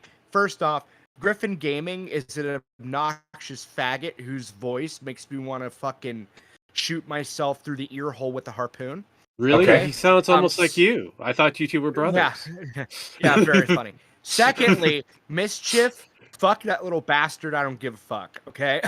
And the reason I say that is because I'm so tired of hearing, oh my god, guys, he's 16 years old. Quantum TV went after a 16-year-old. It's so bad. I don't care. He's on the internet. I don't give a fuck. All right? Yeah, exactly. I don't care if he's fucking 12. I don't care. If you're on the platform, you're subjecting yourself to scrutiny. I don't give a fuck how old you are. Yeah, that is true. And this is and here's the other thing. This is what Actman did, and this is something that very few people aren't even actually recognizing. All right, all he did was try to find every single possible way that he thought Facebook would remove him, and a lot of those things aren't even necessarily criticisms that he himself cares about or would levy against anyone else. Okay, and that's the part that bothers me. It was completely and absolutely dishonest from the very beginning. He wouldn't just admit it was false DMCA claims and stop there. He went to find every single possible thing he could to cancel Quantum TV. And the thing is, do I blame him for that? Not necessarily. On the other hand, what I am mad about is how righteous he acts for somebody who is literally rolling in the mud with the guy. You can't sit rolling there, the mud with the guy. Yeah, and then act like that you're clean whenever everybody's hands are dirty. It just completely gets under my skin. And then now he's acting like the victim. Look, to be 100% honest, what Actman has done is gone full bore the quartering during MTG drama. That's all this reminds me of, because this is basically all it is. And the reality is as the rule is in gambling, the house always wins. So of course it does. Have fun. Yeah, but when it comes down to it, no strike was levied against Mischief, and that is stated on several channels. Even Atman's, I think Rags, Review Tech USA, even Mischief's channel. He was threatened with a DMCA, and Quantum showcased that it was being filed, but there was no confirmation of that filing, and nothing went through to Mischief because the video got taken down beforehand. He took it down himself. Got put back up. It's still up to this day. Never been hit since. So again, there's that one. The only video that we have any kind of a proof on that had a DMCA actually filed and levied was to Atman, and it was a failed DMCA. YouTube looked at it and went, "Hey, this video was intended to get DMCA because they do notify the creator." But we decided that it's not against the safe harbor provisions. It's within fair use because Quantum TV did not file the complaint correctly. Now, could you say that that is a DMCA abuse? Well, yes and no. Did Quantum TV feel like he had a justification for filing it? Well, we don't know. He says he did, even though his reasonings are beyond belief, and why he did it is beyond belief. He never filed it again. So, the problem is, fair use is not something that you can just levy, fair use is not something you can levy on the platform itself. Fair use is a defense in court. Has it went to court yet? No, it's not been to court yet. It's been filed, it was failed, and never was filed again. So, this is why I gotta go. Is like, did he really abuse the DMCA system? Personally, my opinion, yes. Legally, if you look at how the terms of service and how YouTube's guidelines are and the law of copyright, no.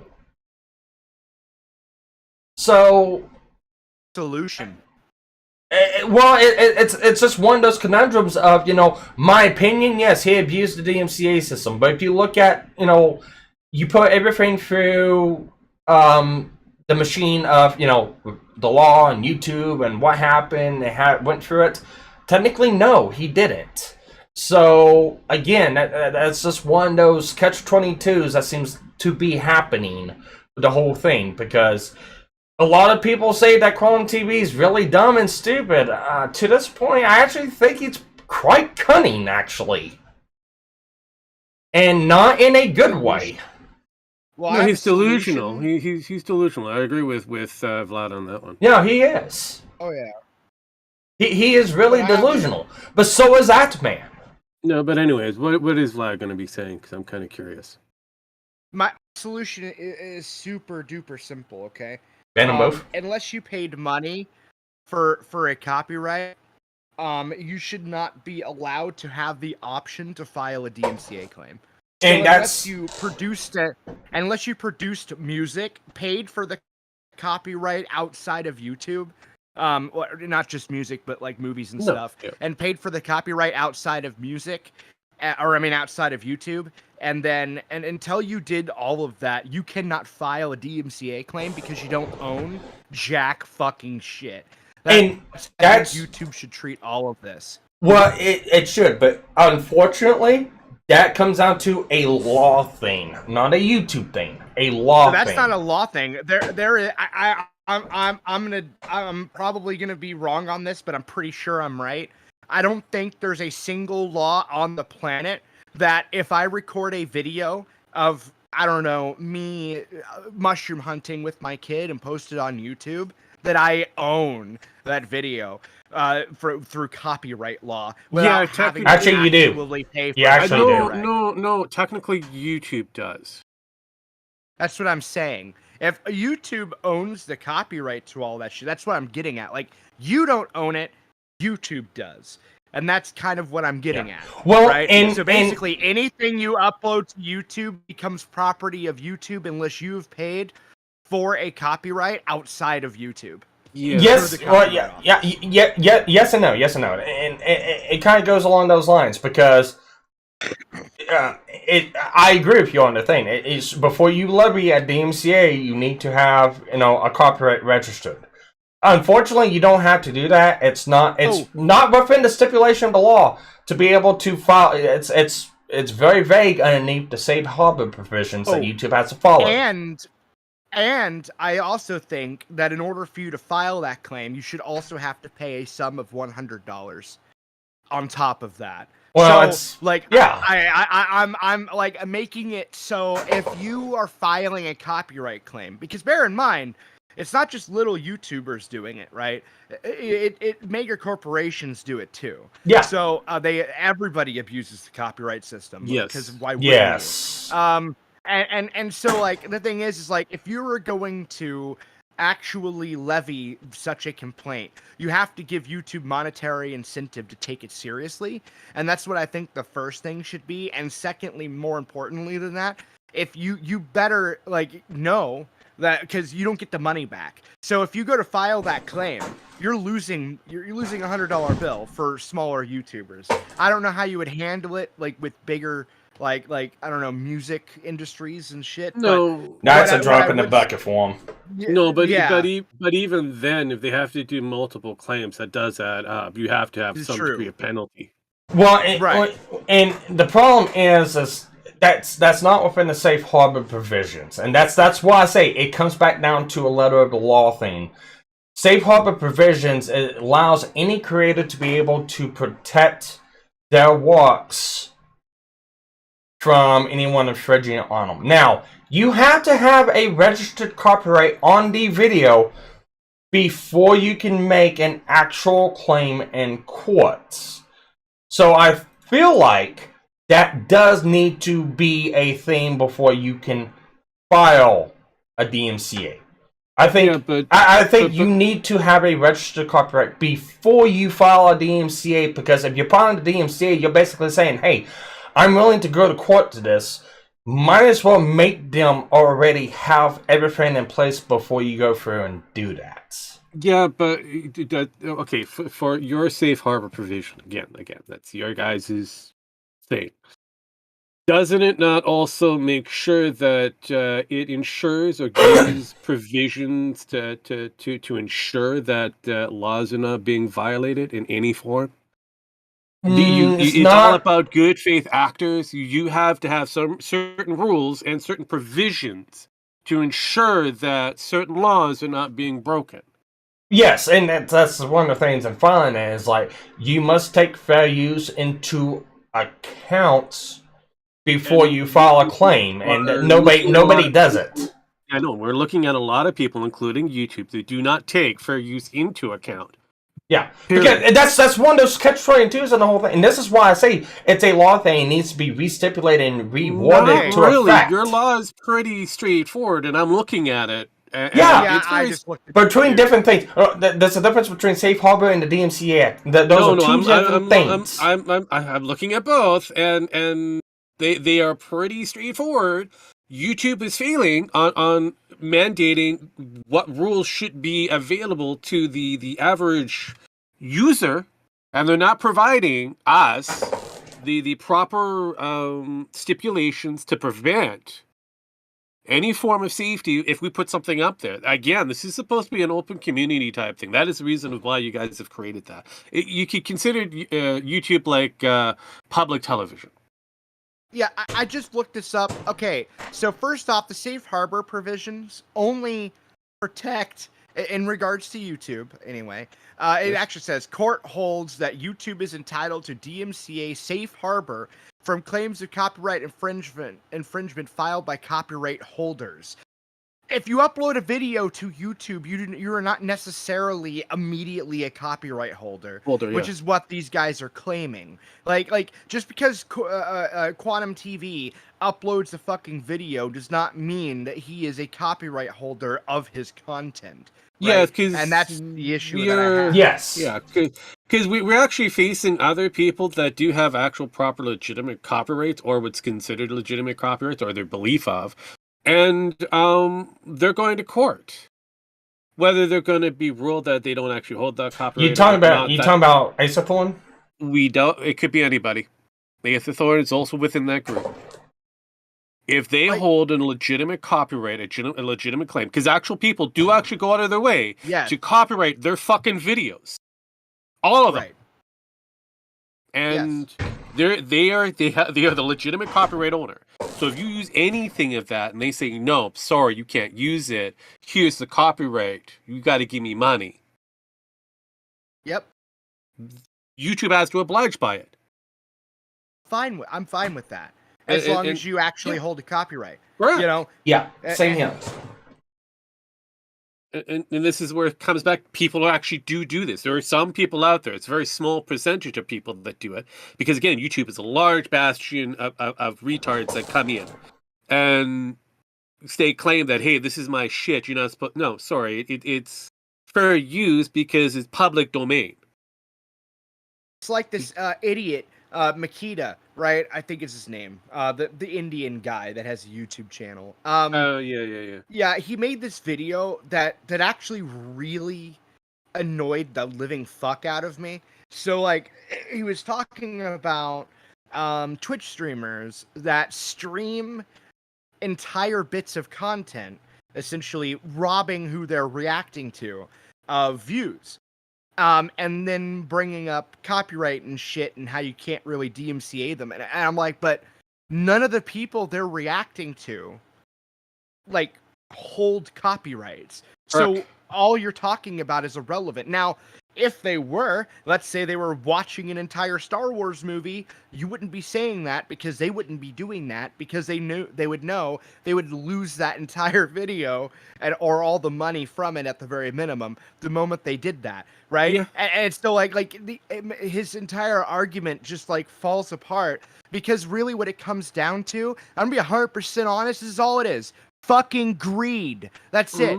Okay, it's people whining because they're not getting the amount of money that they're expecting to get from their YouTube video, and they expect that the people that watch their shit should only watch it through their shit, which is insane to me. You know, you gotta understand, like, when I started watching YouTube, like, years and years ago, like, 2006, right? When it first came out, Whenever I started, like, all it was cat videos, and other people, and then later on, response videos came out. And what he is talking about is the complete removal of essentially point-by-point response videos, which I think would be devastating. And that's something that I absolutely just cannot, in order to take that stance, you have to go maximum money whore. Now, he's Indian, so it's not too surprising. But on the other side of the coin, however, is that no, spotted, not feathered.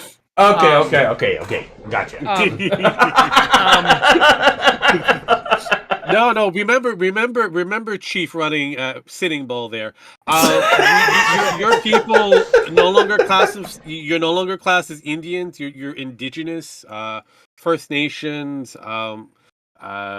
Native. No, we had the Mark Indexinos. We So realistically, the spotted types, they're the only traditional Indians that are classified now. So just before you get your feathers up and okay.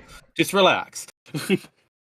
Yeah, but the thing is though is that like the guy is fundamentally like shoehorning this idea that we should get rid of what is essentially a staple of YouTube and has been for decades. Well, you can't. You can't do that. You can't do that now, anyways, because it's in law. There's precedents for it with the H3H3 versus Matt Boss case. There are still people out there that want that to not happen. That we can have cross promotions. That somebody on Twitch could pull something off of YouTube, which is part of the public domain. Doesn't get taken down, doesn't get removed after a certain time frame. So you can actually do that. I can go out of my way and watch something off of YouTube and still get away with it for the most part because I'm on Twitch. There are certain stipulations. Twitch does have certain watch programs for movies and that, and they have certain rules and regulations in order for you to have a watch party, and it has to be within their little world, their little selections of already curated, copyright available for viewers like us to watch with friends and family on Twitch. So yeah, unfortunately for the people on the YouTube side, they have to play the game a little bit differently, and they have to understand that they are living within a public space. They don't believe that, which is the problem. I know, right? And it's not even. I don't think it's their fault that they don't believe that. I think YouTube's bullshit, like horrible moderation of the platform, is a large part of the problem, right? But like see, because like I love making point-by-point response videos, right? Because I consider those to be the most honest, because at least in presentation, like if I go and I just clip somebody's shit, right?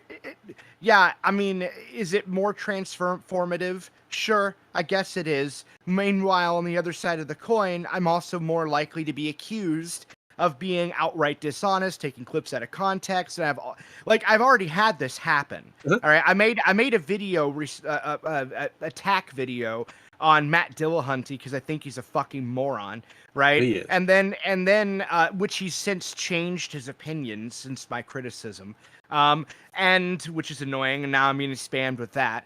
But then I like a bunch of people are now whining at me were whining at me initially because, quote, I took his shit out of context. It was all out of context, blah, blah, blah, blah, blah, blah.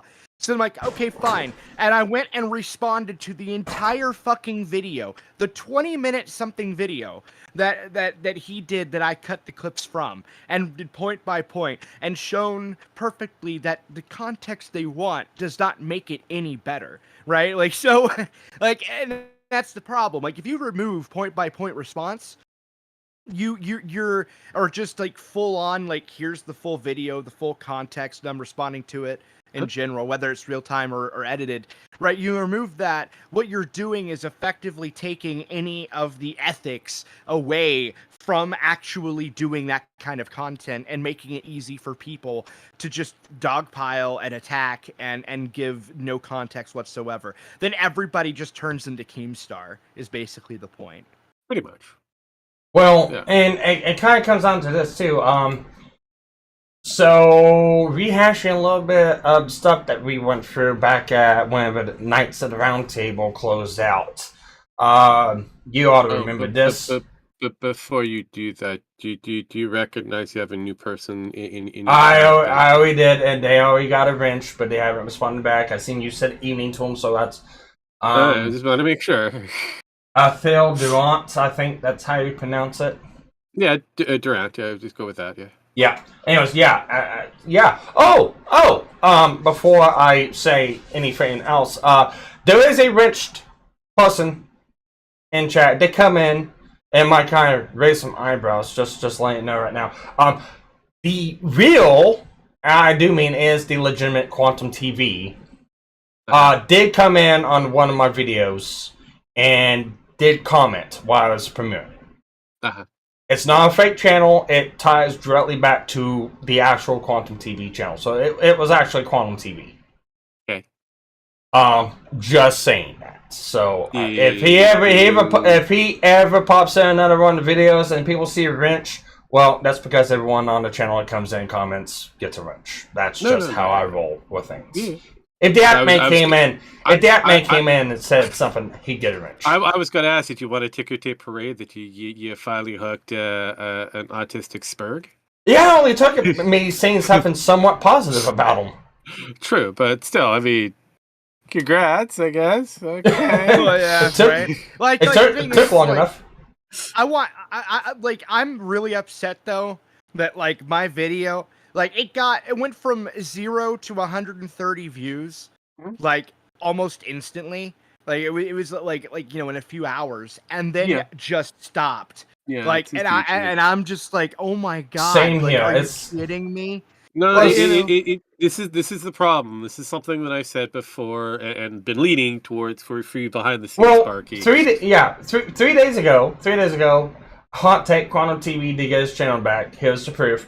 That one's got 229 views. The next one is the Atman or Quantum TV. Who is right, who is wrong? That was 2 days ago. 58 views. They have the same links. They have the same hashtags. They have the same tags. The only difference is the link for the video, the titling, and the thumbnails. That's the only thing different between these two videos. Yeah. One's 58 views, the other one's 229 views. And I actually wanted to showcase this just so I can prove that I am telling the truth here. Let me go ahead. Say it's not so. You telling the truth? Oh God. So by the way, my video was top tier quality, and fuck you, YouTube. All right. It was actually it was a really good video. So going through it, I gave you 10 Jar Jars out of 10. I mean, seriously. Yeah. So yeah. So going through here, and on this, I have a Quantum TV coming. It says very interesting. Later on in the video, I do say you're welcome. It doesn't show it, but if I go on to his link and go to channel, it does go to Quantum TV's actual channel, so it's not a fake account. It's the legit one. Okay. So yes, I finally hooked him. All right, congratulations! You got yourself a big whopping Spurg, and you had to, it flopped right off of the boat and went back into the deep ocean. Yes, it did. It's only a matter of time before Sparky starts reviewing HD TVs. Yeah, I mean, you can. I am still. All right, time out. My main TV in the front room is a 40-inch Samsung. Yeah, it's a 40-inch. Actually, no, it's not a Samsung. What was it? Hang on. Is it a Samsung, a Sony, a Panasonic, an H? But what do we got? I mean, I got a 65. It is a 40-inch. It is a 40-inch Toshiba. That's what it is. Oh, Toshiba. So basically, you've got a Japanese person up there lying about its actual length. Got it. Well, I bought this TV back in 2009. Okay. So, the TV is like old. It's like old as fuck. It is a flat screen. It's 1080p. That's it. It's like hell. My 3 monitors. I got 1080p. It is.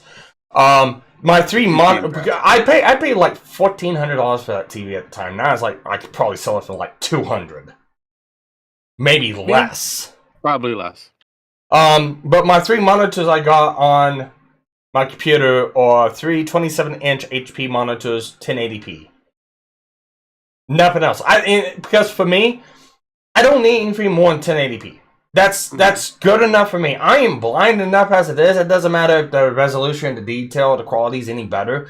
With my fucking poor ass eyesight, it looks all the same to me. So I don't need anything more than 1080p.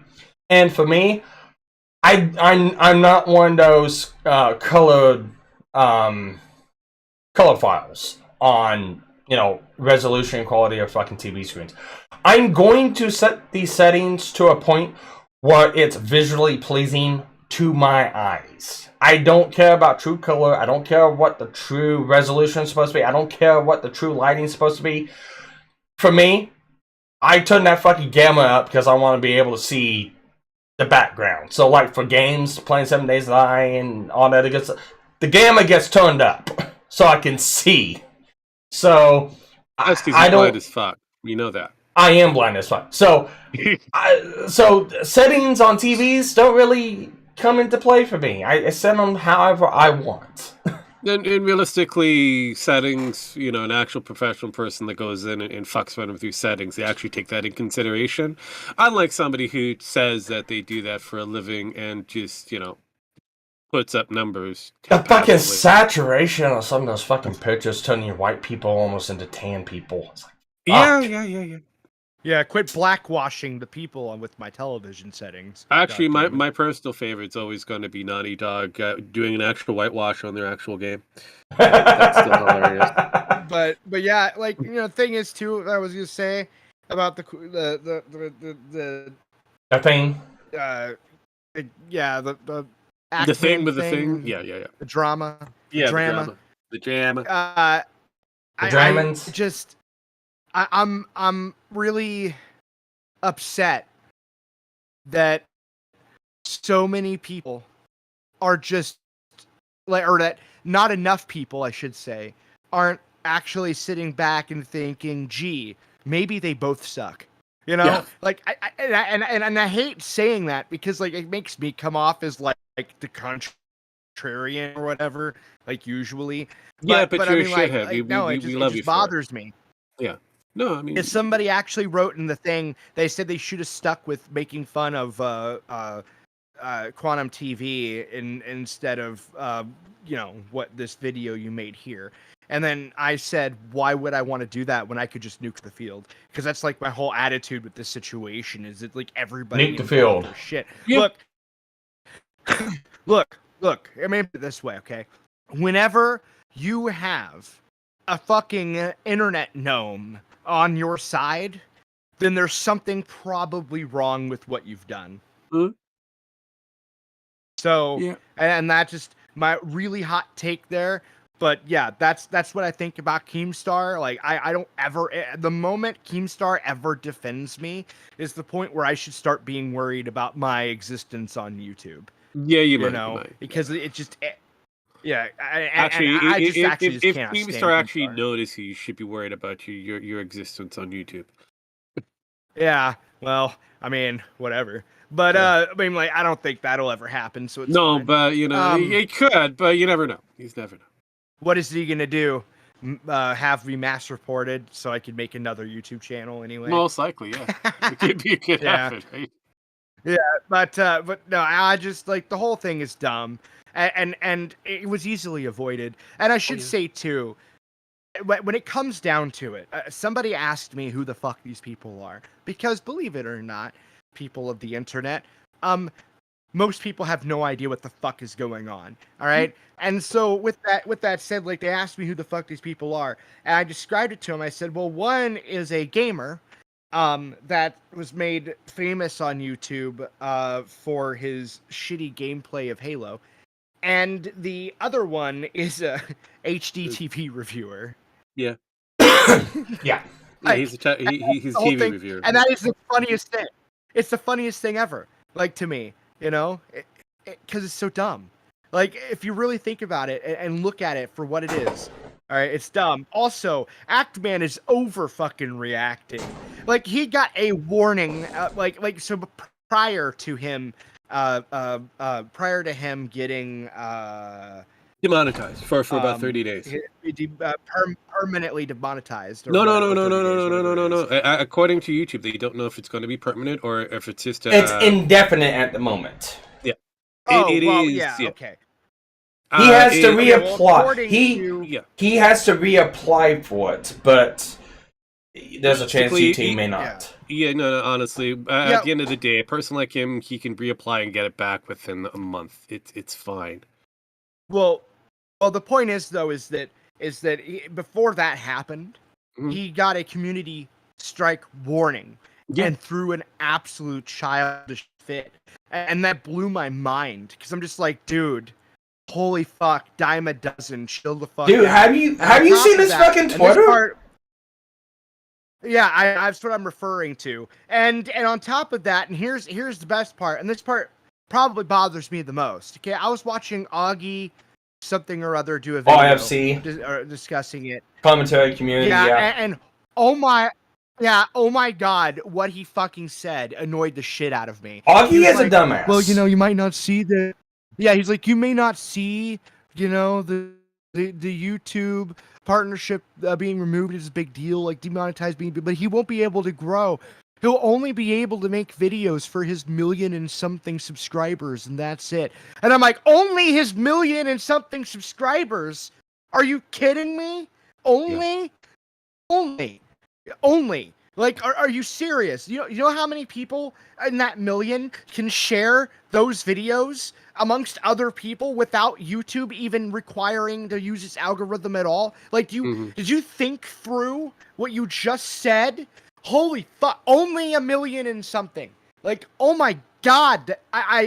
It was like everything I could do to not just send like immediate death threats in his comment section because I wanted to shoot him in the fucking skull the moment he uttered that complete stupidity. Like, holy fuck. Let's not forget that the Hackman has a Twitch channel, a Patreon, and a few other different things.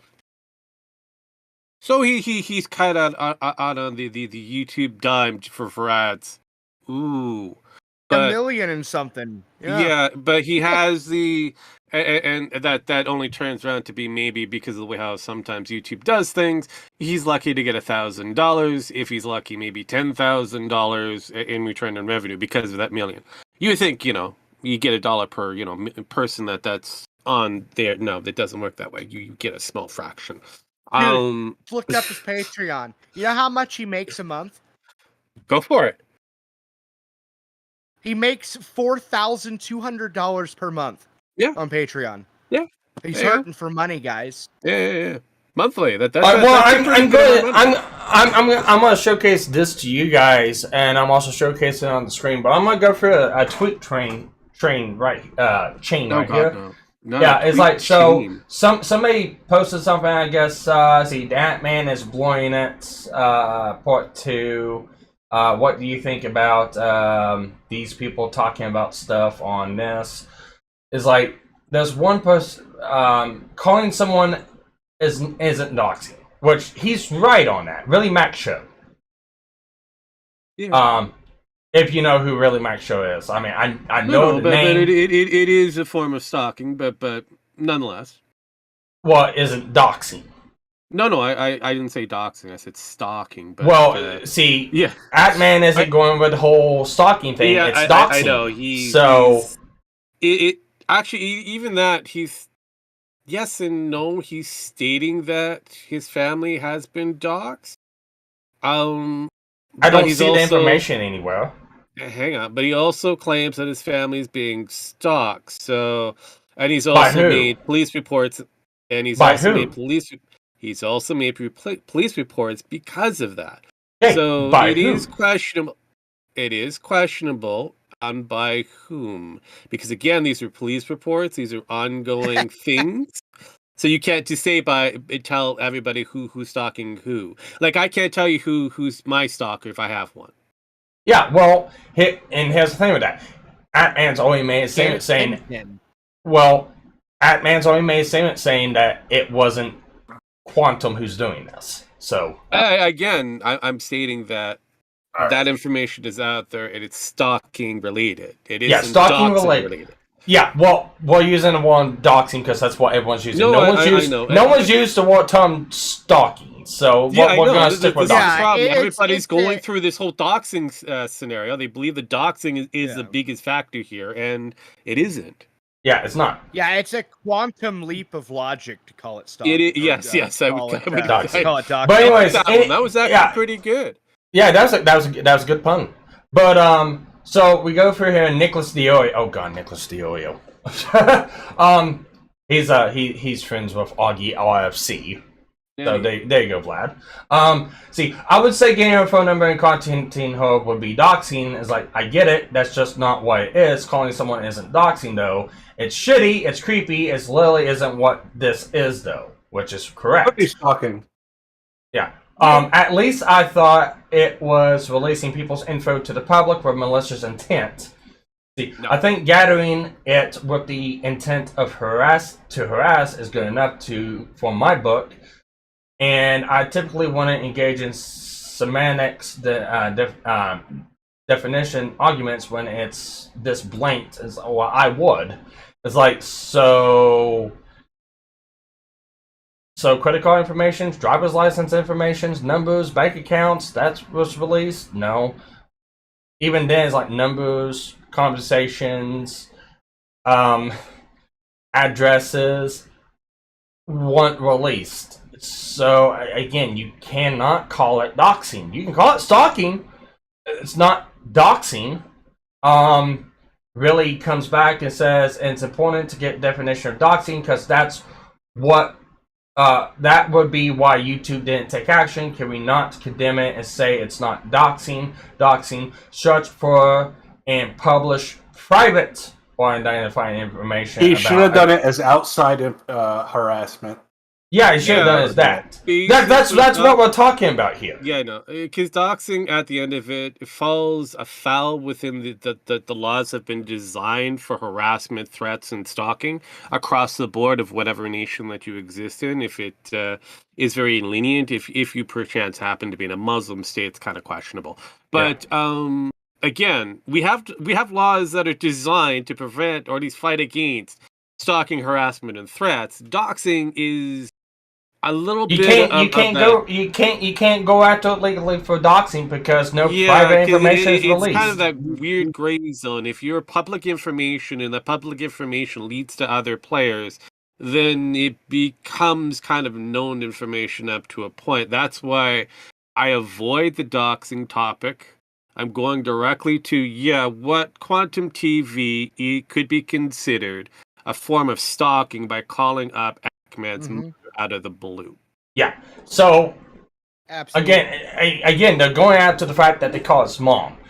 They're not going for the fact that he showcased his name online. Even then, it's still weak at best because it's on a fucking site called YouTube Wikipedia. So no, again, he's got an IMDb. He's an actor. Yeah, he's so you've done some parts. So basically, you can find him in the acting guild's log. So regardless of the factor, he's not a private person. Yeah. So he's the you gotta look. Yeah, you gotta look at the term for doxing. It's like search for and publish. It's not search for or publish. That and makes everything. Search for and publish. Now, I'm not in his Discord. I can't see in his Discord, but I believe there's also people within his Discord that would screenshot this and showcase any kind of information that was shared publicly in the Discord. It's not shared publicly. So let's go through this whole thing on the phone call. 1, only showcase his side of the conversation. 2, does not release the name. 3, does not release the phone number. 4, does not release the fucking address. So technically, Really Mac Show here is correct. It's not doxing. Stalkerish, not doxing. A little bit of harassment, a bit of threatening, but overall, very it's creepy. creepy. Creepy chaos, yes. Well, Really Mac Show has always said that. It's creepy as fuck. Yep. But you got all these people that's like on the dog bone, like Nicholas Diorio, Augie, and stuff like that. It's doxing. It's not doxing. It's not doxing. It's harassment. It's harassment. At best, it's harassment. Yes, I'm not. At best, it's harassment. It only happened one time.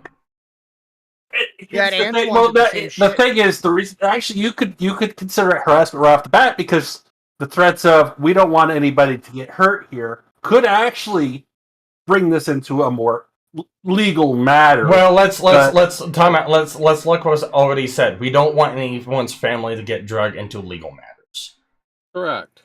He never said hurt. He never said hurt. I will defend Crow on that one. Still, legal matters is still form of a threat. So you can look at it as a form of threat. Yes, it depends on how you want to argue it. They're not arguing it that light. I want to make the argument. I want to make this argument though. Okay. All right, go ahead. Calling somebody's mom just out of the blue for no reason and saying anything about somebody's son in the way that he did, I would immediately take as a threat, regardless of the words being used in that conversation. And you know what? That's fine. And you can do that. Like if somebody called me on the phone that I knew for a fact did not, or called my mom that I knew for a fact did not like me, and they were saying shit that was even more kind than anything he said, I would still view that as a threat. And that's completely fine. On top of that, I would have to say it's a childish move to actually go that direction. If you can't solve your own issues by dealing with a person directly, which unfortunately, Quantum TV did have that information. He could contact Ackman directly. He was given a direct conversational bit. He refused to do so. He decided to go a different method and contact the mom. Yes. You know who screwed up the most here, though? You know who screwed up here the most? Outside of the Ackman, Yeah, but no, that's what we're saying here. But all these people out there, as soon as you bring up anything that kind of paints Atman in a fucking bad light, oh, you're defending Quantum TV, and that's what we're talking about here.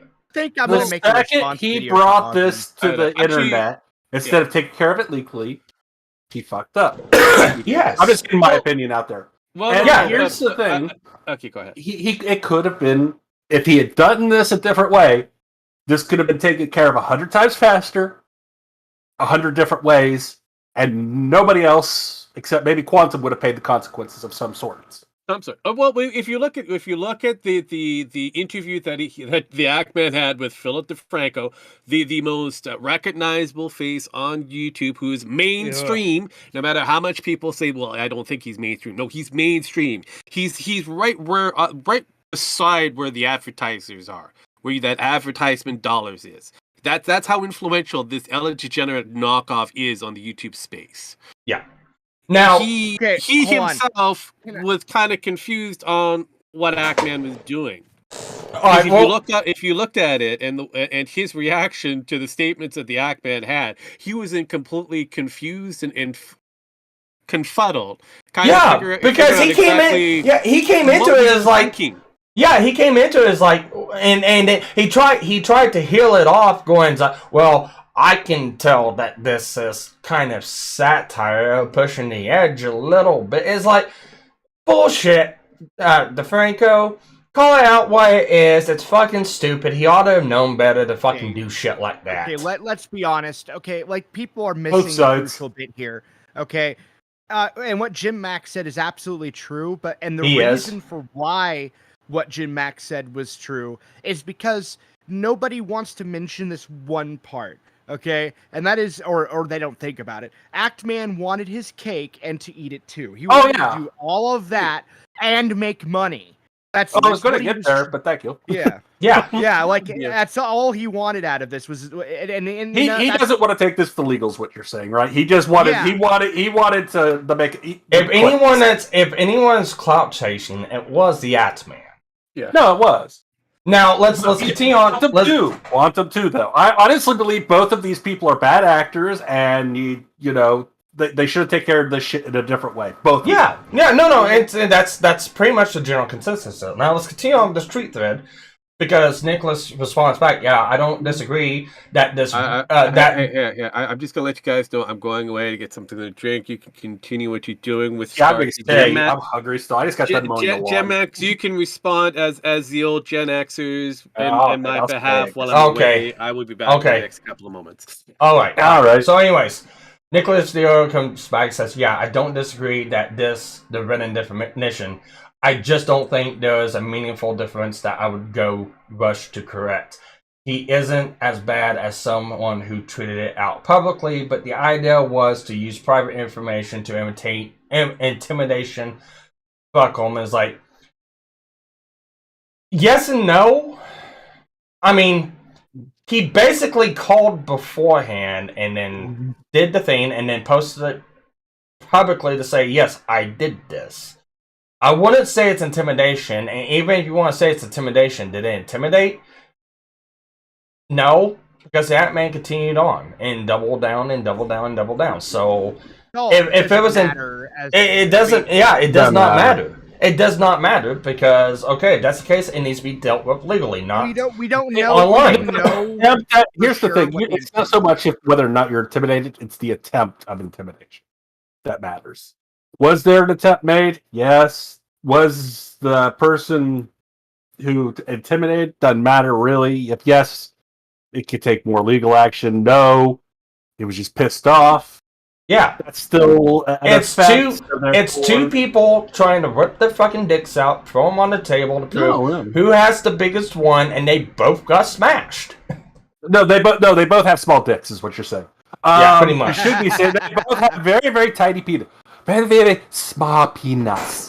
Well, all right, let's continue on. It says Quantum wants to suck Ackman's penis, and Ackman wants it to.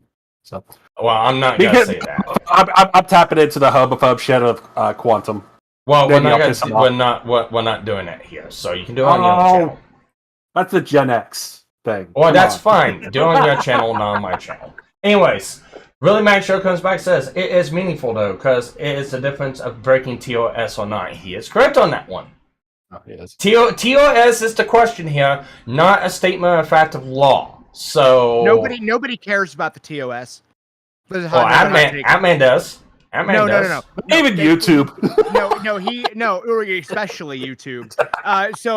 No, Actman doesn't care about the TOS. He cares about getting rid of QTV. Yes. Different. Yeah. Let's continue on because Atman responds to that one.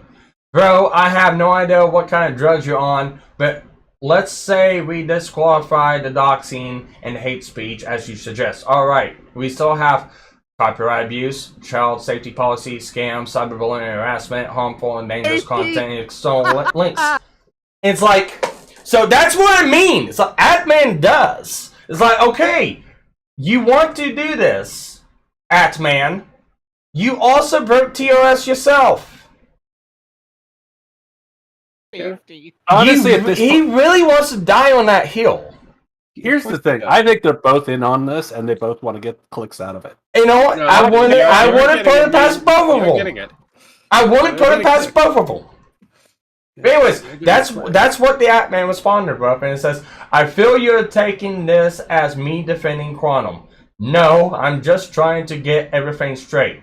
It's important to understand. He's completely right in that. And that's what I've been trying to do. But then I get labeled a Quantum TV defender. And then let's go back and see what Atman responds with.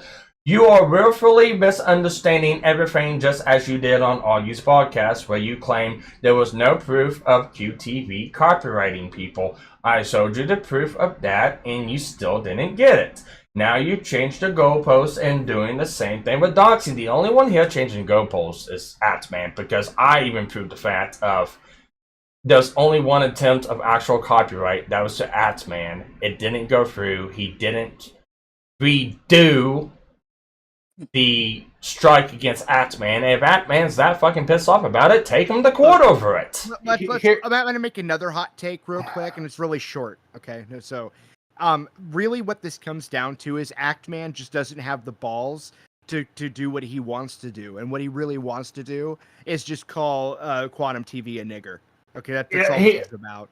Don't do that on my channel. What he really wants to do is to call up, Quantum TV's mom and call her the nigger.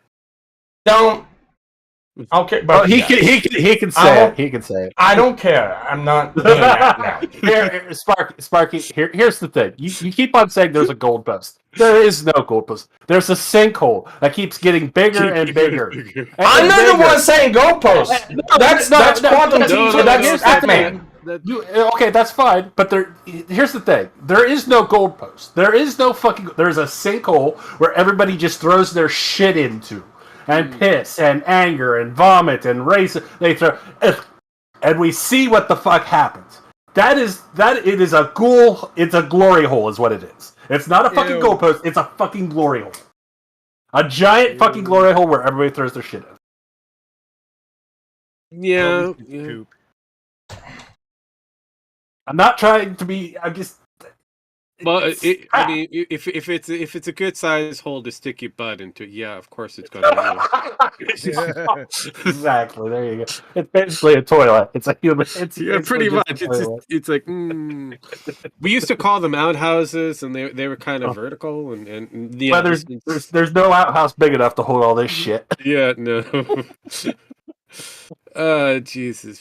No, and like I said, we can go down this entire thread all you want. It's one stupid retardation after another stupid retardation. Well, after everything that was said, he goes, why die on this hill defending Quantum? Why is it so hard to say calling someone's family over the internet beef is not a good thing to do? He never said that.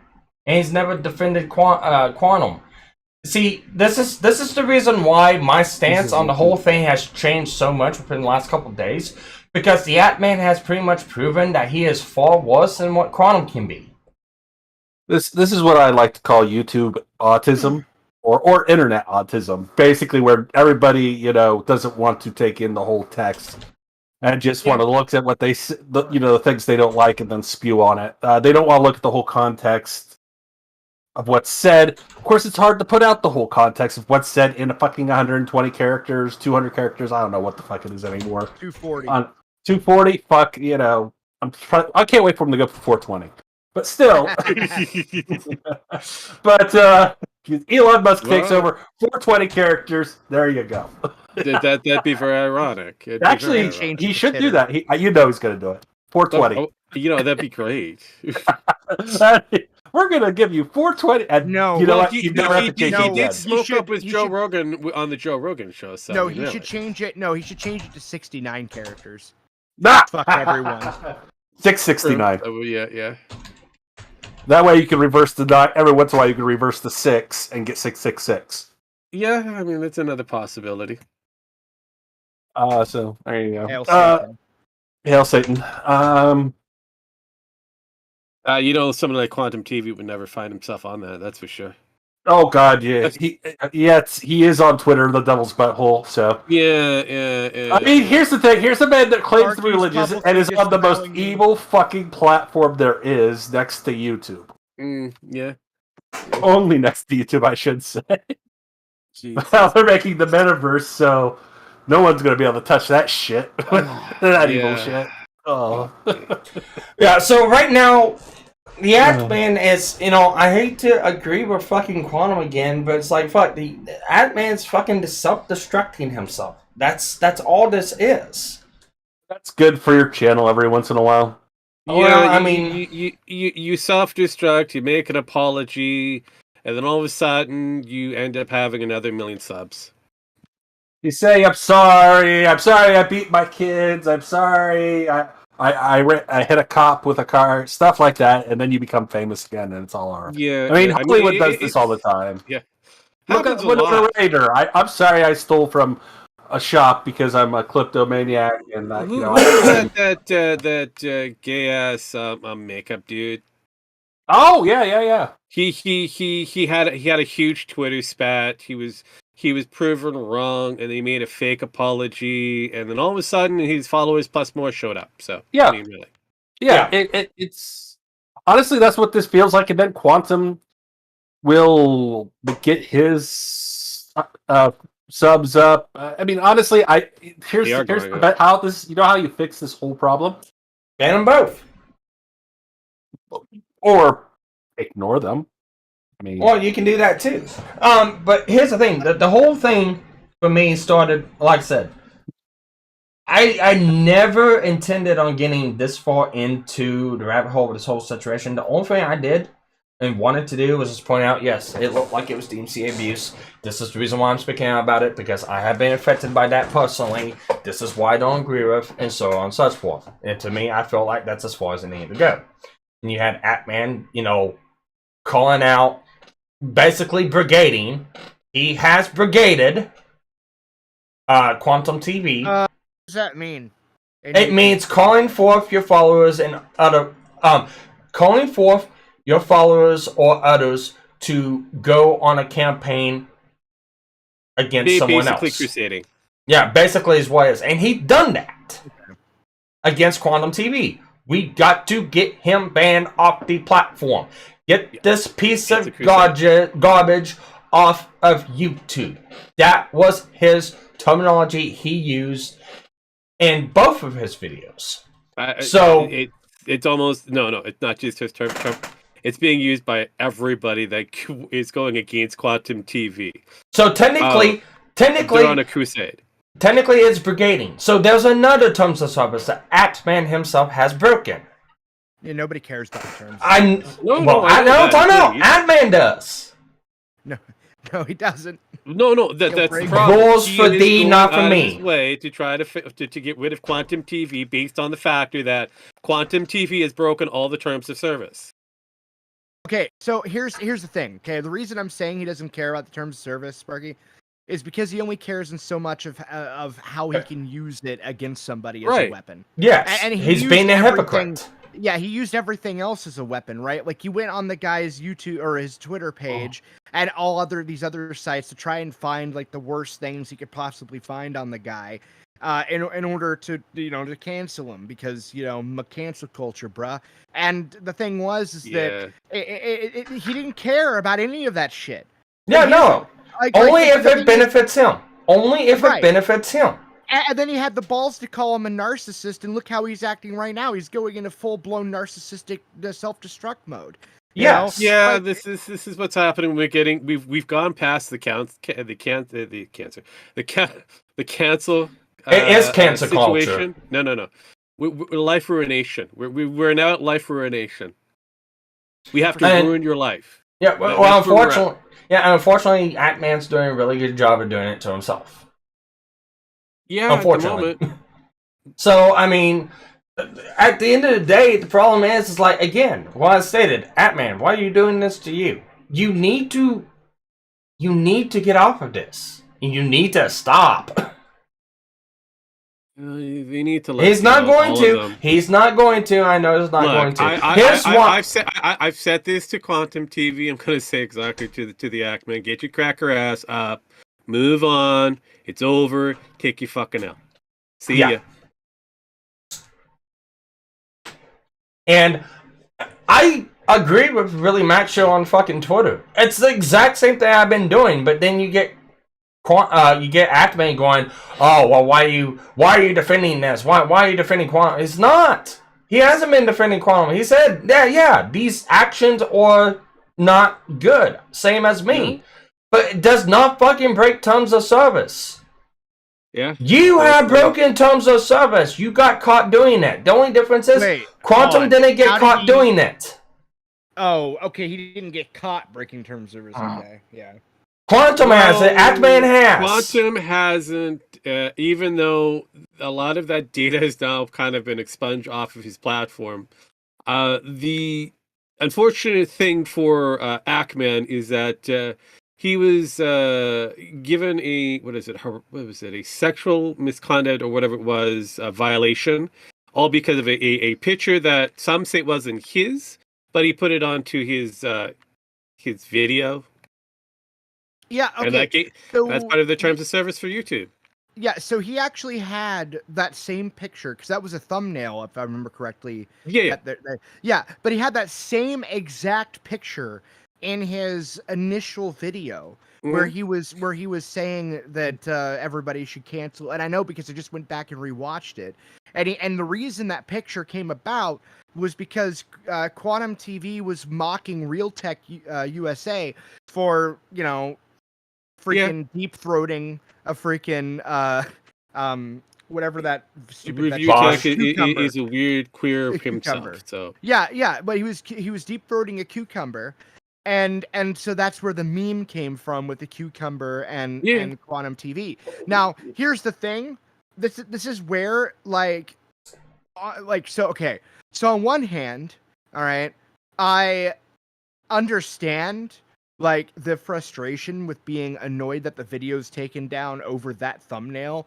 They could have just removed the thumbnail, so that's a little excessive. So I kind of understand where those people are coming from as far as calling that ridiculous.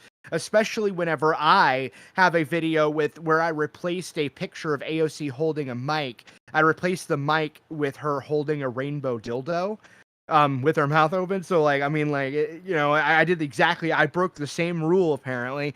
But where I have an issue is that, well, he claims to be a crusader for the TOS. So I mean, you live by the sword, die by the sword. That's my take on it. Yeah.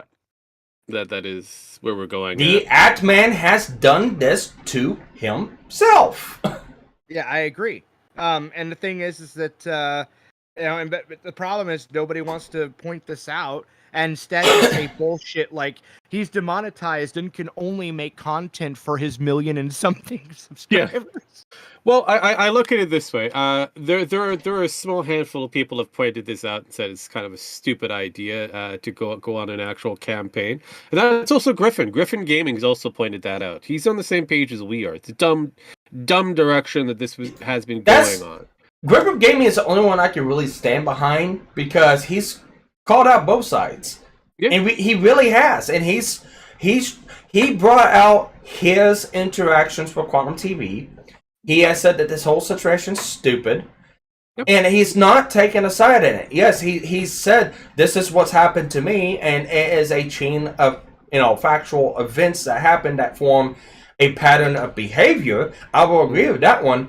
But to go out on a crusade to get someone removed is taking it a little too far. So Griffith Gaming is the only one here I can actually agree with. Mischief and Atman and Review Tech USA. Well, now he's backpedaling on it, but even Review Tech USA was like, no, he needs to be banned off the platform. Now he's backpedaling. Oh, well, I guess he doesn't need to be banned. I don't, my feelings is, he should be on the platform, but hey, YouTube says he the can be only on. reason why he's backpedaling, his fat ass is going backwards, which is kind of a weird thing to see, is because his people within the YouTube sphere told him to do so. Well, either he doesn't want to lose his channel too. No. That's that when you get to that level, you have people inside of YouTube helping your ass out to get bigger, so they can get more money from you. And his editor, by the way, like he publicly stated that his editor told him to shut the fuck up about this in the first place. Yes. So it's one of these things where he should have probably listened to his editor when it started instead of trying to get the views, which is what he also admitted he was doing. Well, he actually in the video said, I want a Quantum TV to stick around, a little bit longer before we get rid of him because he's giving me all these sweet views. Yeah, so I'm going to showcase something because 5 hours ago, I just now seen this. 5 hours ago, Quantum put up a video. Let's go ahead and go through this video and see what it is. Oh, God. Vlad, I know your internet sucks. I know you may not be able to jump in here to watch this. I will give you the link so you can watch it, or you can watch it on my channel, or whatever. I'll just watch it later. Alright, I'll give you the link. But we're going to showcase this. Here we go. And then I was like, "Oh shit, he actually tried that against me." And I was like, "Oh, buddy, you opened a new can of worms." Yeah, exactly. What's up, everybody? This is the Act Attorney here, giving you a little status update on the whole Quantum TV business. It has been taking a while, and part of that's because I've been compiling every bit of information on him in regards to his harassment of other YouTubers. He actually tried that against me, and I was like, "Oh, buddy, you opened a new can of worms." There's the copyright abuse, the homophobia, transphobia, the hate speech, the bigoted posts, just everything he's done. And I'm compiling it all into a single document that I will then forward to YouTube. Oh, buddy, you opened a new can of worms. So, I would like your guys' help in getting him removed from the platform permanently. That we can bring to... Oh, goddamn, yeah, he really did brigade. I saw that, and I forgot about that. Wow, he really did fucking brigade. Atman. Oh, fuck. Yeah. All right, let's continue on. Let's continue on. This tweet so that, we get as much evidence as possible against him, because there truly is no shortage of it. A few moments later.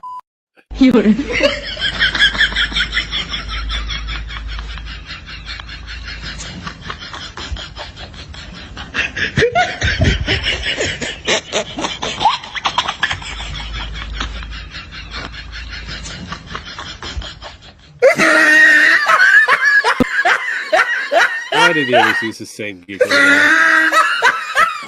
I'll take this to court. If I have to. I'm fully willing to take YouTube and Quantum TV to court now. Fully willing. A dragon never yields. One, they said, yes, the video was removed for unwanted sexualization. They wouldn't confirm to me if this was it literally just in reference to that cucumber picture, which apparently has become a massive part of, but they did confirm it was for unwanted sexualization. So that the suspension of monetization is actually not connected to your videos. What they said is that it is connected to a tweet of yours that has since been deleted where you threaten to dox and harass the families of YouTube employees. Alright, so I'm going to read this here. It's like, I am excited to announce a new series of videos I'll be making on YouTube called Doxing Adventures with Atman. Employees and creator families. So just to oh, hang on, let me go back so I can read that last bit. I'm gonna actually screenshot this later on. It's like, in it, I'll be doxing and harassing the family members of YouTube employees and other content creators. It's sure Families of YouTube to have lots of family fun. Ha ha ha ha. Yeah, he lost his shit on this one. Like I said, he's gonna apologize and say he's sorry. He already did that on the DeFranco show. He's already done that particular thing. So realistically, at this point in time, all Ackman has to do is lay low, allow his time to tick over, reapply, and he's back. So here's the thing. He's still constantly going against fucking terms of service because he's still actively brigading. Again, all he has to do, like I said before, is let this blow over, let the ticking time go. He's not doing that. That's the problem. I mean, it's the same thing for another black individual. For a while, he did exactly the same thing. And what did I say for that black individual? Oh, right. Yeah, he got his channel back. He got Quantum Shut the fuck up, take your L, and leave well enough alone. Yeah. He shut the fuck up for a period of time from 2018 to the middle of May on 2022. Reapplied for his channel because both me and Rogue, because we were in VC. I wish I would have fucking, recorded this as the time because I had the fucking link to the channel. You put the link into the channel, it says this channel had been terminated for violating the terms of service. You put that same link into Social Blade, it brings up the channel and seeing where it died off at back in 2018. You can see the creation date, you can see everything on the fucking channel analytics. Now, after May, you bring it back up. All the fucking analytics are still there, plus new ones from new videos being added. The same start creation date, the same fucking titling, and the channel now is Next Gen Gamers. It is Quantum Apotheosis account, and the whole fact of, and the fact of Ackman saying, oh, well, he used a custom URL. It doesn't have the /c/ in it. It's not a custom URL. It's a default URL. You cannot change the default URL of a channel. You can add a custom URL, but every custom URL will have the /c/. So Ackman is full of shit on that one. It is the old Quantum Apotheosis account. That's why I got started in this whole thing. And now afterwards, you go through and look at Ackman has lied about a lot of shit. Why I'm calling it out. Again, like I said, all these guys have to do is take their fucking L, shut the fuck up, and move on. And a lot of them don't even want to do that. Yeah, continue on. And creator families. So just to be clear, so that we can kind of get past it, you did not publicly mention the reason you were suspended being related to the tweet because of why. I didn't reveal that because at the time I wasn't sure what information I should be sharing. I didn't reveal that information not to See, the other videos of mine were just demonetized and restricted. This happened in a span of 1 minute from each other. All 3 videos in the span of 1 hour. Quantum is false flagging my channel right now. Okay, yeah, that's a bad take, Ackman. Mislead people, but because I didn't know if I should. In your mind, because I know you said you wanted to kind of keep this tight, what would you love now that we have like confirmation that it's 2 separate situations of tweet and video? What is your ideal world of how things proceed from here? Looking into sharing Quantum's abuse of the copyright system with important people at YouTube, as this is something that can lead to the termination of your channel. And I responded and I said to him, imagine having a take on Elden Ring that's literally so bad that you end up getting banned for it. That's too fucking bad, isn't it? That is just too fucking bad. I can countersue you if you come after me. I will win, and I will clean you out. You will sell that wedding ring on your finger. You will sell your house and any valuable possessions you have for wasting my Yeah, this was his first video after... This is his first video of calling Quantum out, saying he's gonna get him banned. Yeah, again, it's not a bad look. It's not a good look for Ackman. And again, I'm not for Quantum TV here, but you gotta call a spade a spade. Fucking time. Wait, I'm be the careful actor, of the phrasing, of course. Yes. I win every case. I can't. Oh, you gotta call an engine an engine. There you go. There you go. And I can say that. And I always have to ask which kind of engine you make peace with whatever content you wish to publish on your channel before you see this screen again. And Quantum, Feathery. you're gonna see it again. Because it does look like online things are really escalating. And so what I'm kind of hoping with this is like, we have what they're saying, we have what you're saying. How would you like to see it? If like this is your, instead of having to make a whole video on your channel, what would you say? Hope my channel obviously gets remonetized, and I hope those videos that were age restricted come back as well. I hope Quantum is also rightfully terminated for, you know, being so terrible on the platform. I'm the act attorney, of course. I win every. Yeah, but problem is you're being just as terrible at man. Justified or not, you're being just as shitty. Yeah, well, that's what we have on the YouTube. A lot of cancer. Every case. Yeah, And your none of channel it's- should be and deleted unfortunately, because you're a Vlad plague on the doesn't, community get and you're monetized threatening for the people's amount of cancer livelihoods. that's on the But actual, he called my mom Yeah. 42 minutes I'm pretty after. toxic myself. I know you should get a cut for every cancerous person on YouTube. I mean, really. Right. Yeah, at least 5%. Are you guys still watching that video? Unfortunately, yes, they are. Alright. Oh, so he's actually showcasing something. He's not showcasing the number, but he's actually showcasing call log. And she called me twice days apart. She called him back. So outgoing call Saturday, April 23rd when he made that first call. Incoming call Saturday, April 23rd when he called him back. And then another call Monday, April 25th. Mm-hmm. Okay. So what was the reasoning of those calls? Well, one, she called, well, it showcased in the I video. know one she called because she wanted to confirm that this was the actual number and that was that. What was the second call for? I don't know. It was a missed call. See, there you go. Now we're kind of going on. Now he's claiming something here with his receipt there. It's very vague on his receipt.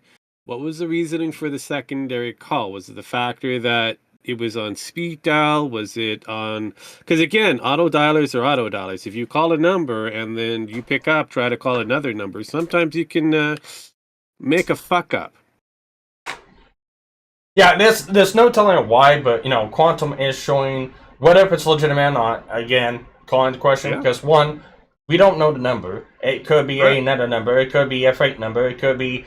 It could be something else, but if we are to believe this, yes, he got called 2 times out of once. First time was it was shown case on the video. Want to make sure the number. Why did he call back a second time? And that's the case. Okay, well that kind of throws out the stalking. It also throws out the harassment because now they are calling back. It is again. That is kind of leading for the most part, as well as you can actually change. Need more context. Need more context on the whole thing, but that's what it could be. That's what it could be like. It's the problem. You can also change your call logs on your actual phone, the time frame and the date. I know. I've done it myself. Yeah, I mean it's possible. Again, this comes down to the fact of tweets, screen caps and videos can be edited. So I'm kind of going little exit out there, sir. Exit out. Yes, I'm downing Chronom on this, but this kind of also goes to the same fact of why we can't trust anything from Atman, Rich from Review Tech, anyone else doing the same thing to Chronom because it can be edited. So again, when it comes down to the drama channels, I really don't trust a lot of that because again, they're no more better than any puff piece that you find at the end of the supermarket. No shit. Anyways, continue on. The copyright abuse video went up. Now that video is 31 minutes long, so he had finished time the whole to thing, and then he just went right to it. Well, he finished the video. Maybe took a nice shit. Yeah. Maybe got himself a little snack and then called my mom. And so, like, what did he say to your mom that made you feel like it was a threat, besides the fact of just contacting her in the first place, which, in my opinion, is completely over the line? Yeah, it was kind of just like intimidation tactics, and the way he was talking to her is just like, anytime I was like, man, should I press through with this Dark Age of YouTube video? I went back and I would just listen to the way that he talked to my mom, and I would just get this fire inside me, like, fuck it, I'm gonna work 14 hours on this video today. And you said, and you said on your thing that if he ever came on your property, you'd shoot him, right? Or threatened you, or yeah, like that. Well, yeah, of course. Yeah, of course. Yeah, Atman did fuck up on that one.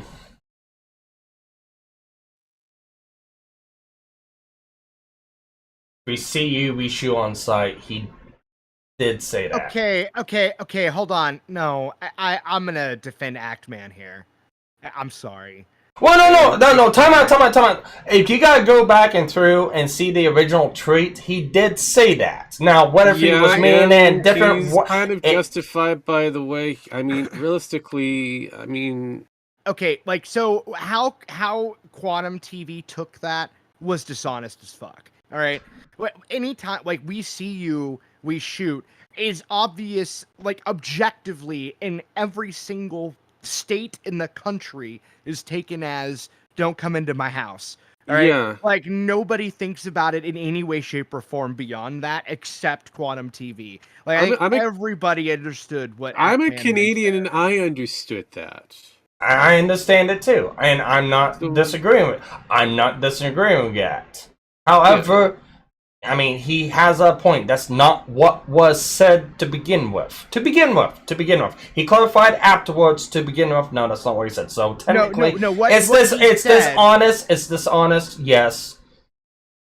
Yeah. Well, what he may have clarified later, but he didn't need clarification because it was pretty self-evident what he was saying.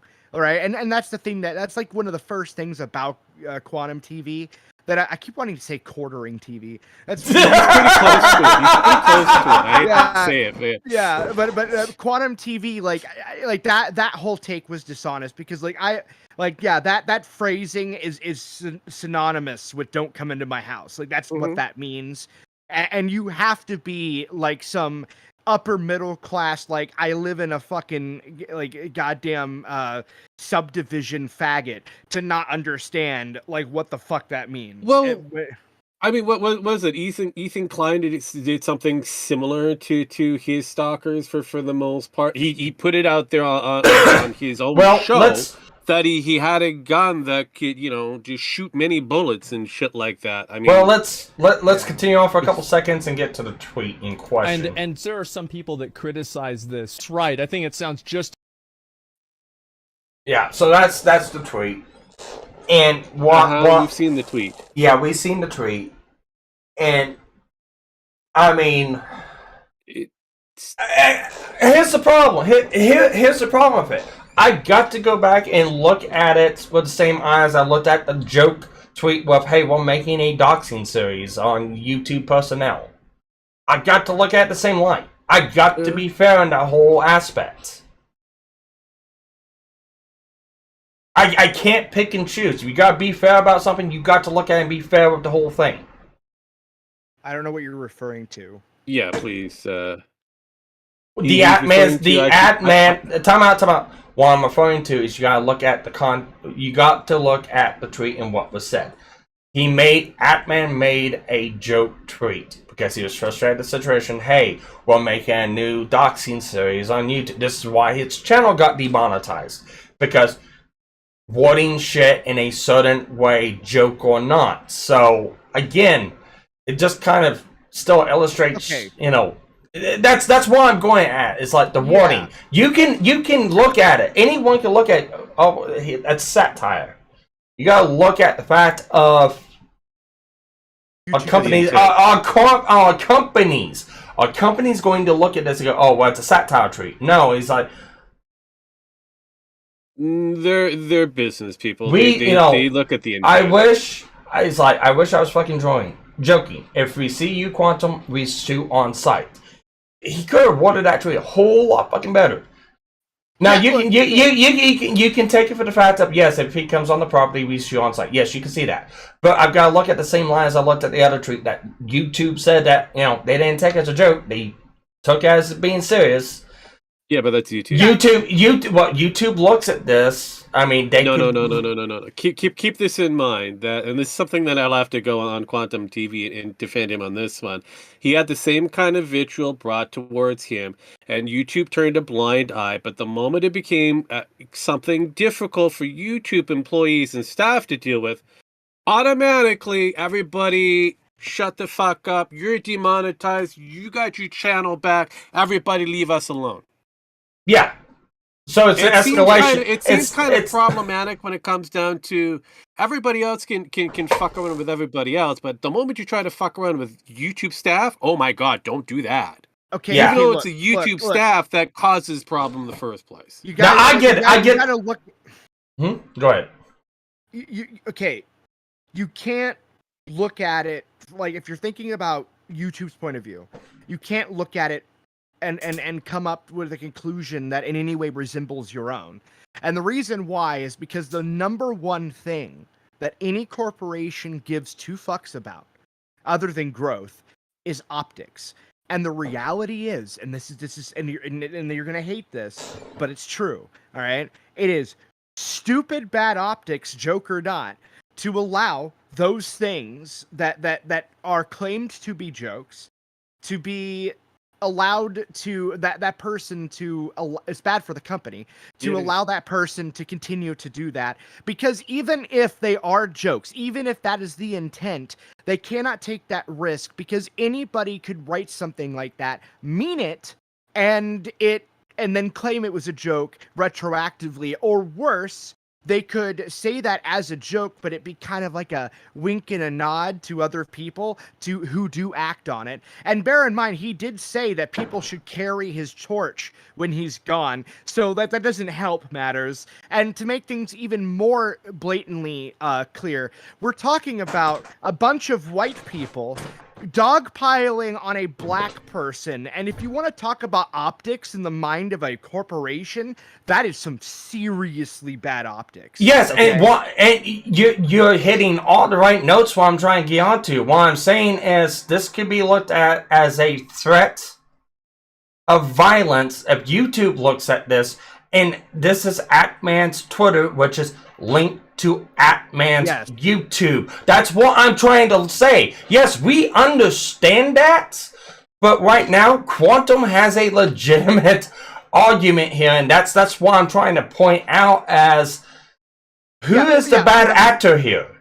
Well, what I'm saying is that Quantum, okay, so Quantum's perception of what that tweet meant was completely wrong. However, YouTube's perception may have been, in my opinion, wrong, but it's more understandable than Quantum's perception of it. And that's where I'm looking at it. Well, I'm looking at it through YouTube's perception of what this could be. Yeah, joke or not, or misunderstanding or not. I understand I completely understand why YouTube saw the, like, if you come into my, if we see you, we shoot you. Like, I get why YouTube reacted the way they did to that. Okay, what I don't get is why Quantum. They haven't yet. Time out. They haven't yet. Oh, I thought they did. No. What I'm saying is, it's a possibility they can. Absolutely, sure, yeah. And that's what I'm trying to point out here. And that's what Quantum here is trying to connect the dots to. He's right in that YouTube could see that, and then he could be in a world of shit for that. Yeah, problem is Quantum TV, no matter how many dots he tries to connect, he's connecting the wrong dots, because he's trying to put it onto him, because his ego is pretty big. Well, and the problem is, too, though, is like, although that may be true, what he initially said in response to that, which was, oh, what does that mean, Actman? Does that mean you could, if you're just walking down the street, like, multiple states away near my house and you see me, you're gonna shoot me on sight, right? Yeah. Like, that was such an insane overreach of like... Again, yes, there's two contexts you can look at that. You can look at it as the common sense perspective as the viewer and the lame people out there watching this. Yes, you can understand that that's not what the Atman meant by that. But I'm also looking at this, what a company like YouTube or anyone else will look at this and go, it's the company, absolutely. If I wrote something like that and then Twitter banned me, I would say, well, that was kind of dumb, but I get it, right? Yeah. You know what I mean? Like well, this is what I'm showcasing here is Actman is not just Actman is not right. He is just as bad as Quantum TV. The problem is his shit is still linked to his YouTube and Quantum's is Quantum TV shit's also looked to his YouTube and his Twitter, and he does a lot. He says a lot of fucking things. He doesn't have a Twitter no more, and it was deleted before YouTube got a chance to look at it. That's the point. That is something that he did for the sake of making sure that his shit doesn't stink when his shit is just as smelly as the other guys. Yes, and what? And this is where the argument continues. Yeah, YouTube is blind until somebody directs them to that direction. And again, it has to be a big YouTuber that directs them to that direction. And during that time frame, the big YouTuber's already made a song and a dance publicly to everybody to see it, including the person in question. Yes, and that's the problem. The whole thing. Don't care about this follow up by Quantum TV or anything like this. He's just stroking his ego. Yes. Showcasing that I done nothing wrong. In actuality, he done a lot of wrong shit, and he still is not shut the fuck up, and still hasn't taken his L on that one. Well, he's not going to, because so far he's been vindicated in the whole thing, which I think is bullshit. No. He's been justified on something completely different. The original conversation started off from an Elden Ring game. This is another different conversation. This is a whole new chapter. That's completely different from the whole thing. Yes. Well, I'm talking about again the original conversation, the original thought process, and this all started was because of a fucking video game and because of a weird take on it. Yes, and it should never got to that level. And unfortunately, when YouTubers get their egos in a bunch, and it doesn't matter how big they are. They think that they've got a lot of push and pull. I mean, Quantum TV proves it, being under 100,000, and he's got the same level of ego as somebody like Keemstar. All right, let's finish this. We're almost done with this. I'm already done with it. It's about fucking right. You can continue. You take things into the real life sector. Yeah, he's pretty much done. You better expect that's going to happen. I think that's what all it is him just yammer. Oh look, I've done nothing wrong. Oh look, this is the justification of why I haven't done anything wrong. No. Sorry, he's just as bad and as guilty as Actman in this particular conversation as Rich reviewed and all the other fucking assholes who decided to get themselves involved in this. Okay, look, I've hated. Our review tech USA. I've hated that guy since he started his channel. Okay, that guy is like the walking definition of bad faith fat ass. All right. Yeah. I can't. No, I agree. I mean, this continuing down this particular conversation, all it does is just add more fuel to this fire when we could just simply just ignore it and let it go. Yep. And I'm playing on both sides. Well, no, Sparky, you keep we keep kind of getting back to this. It's like going, no, I'm done with this conversation. It's over. Both are bad actors. It's not going to get any better. If anything, it's going to fuck up everybody else on the YouTube space. And congratulations. Yeah. I'm just going to blame both Actman and Quantum TV for fucking YouTube again. Well, Tom, we can do that. We can blame both Actman and Quantum TV, but the problem is the more bigger YouTubers say this. Well, it was like with Rich Review Tech. He's the one right now that's really banning that.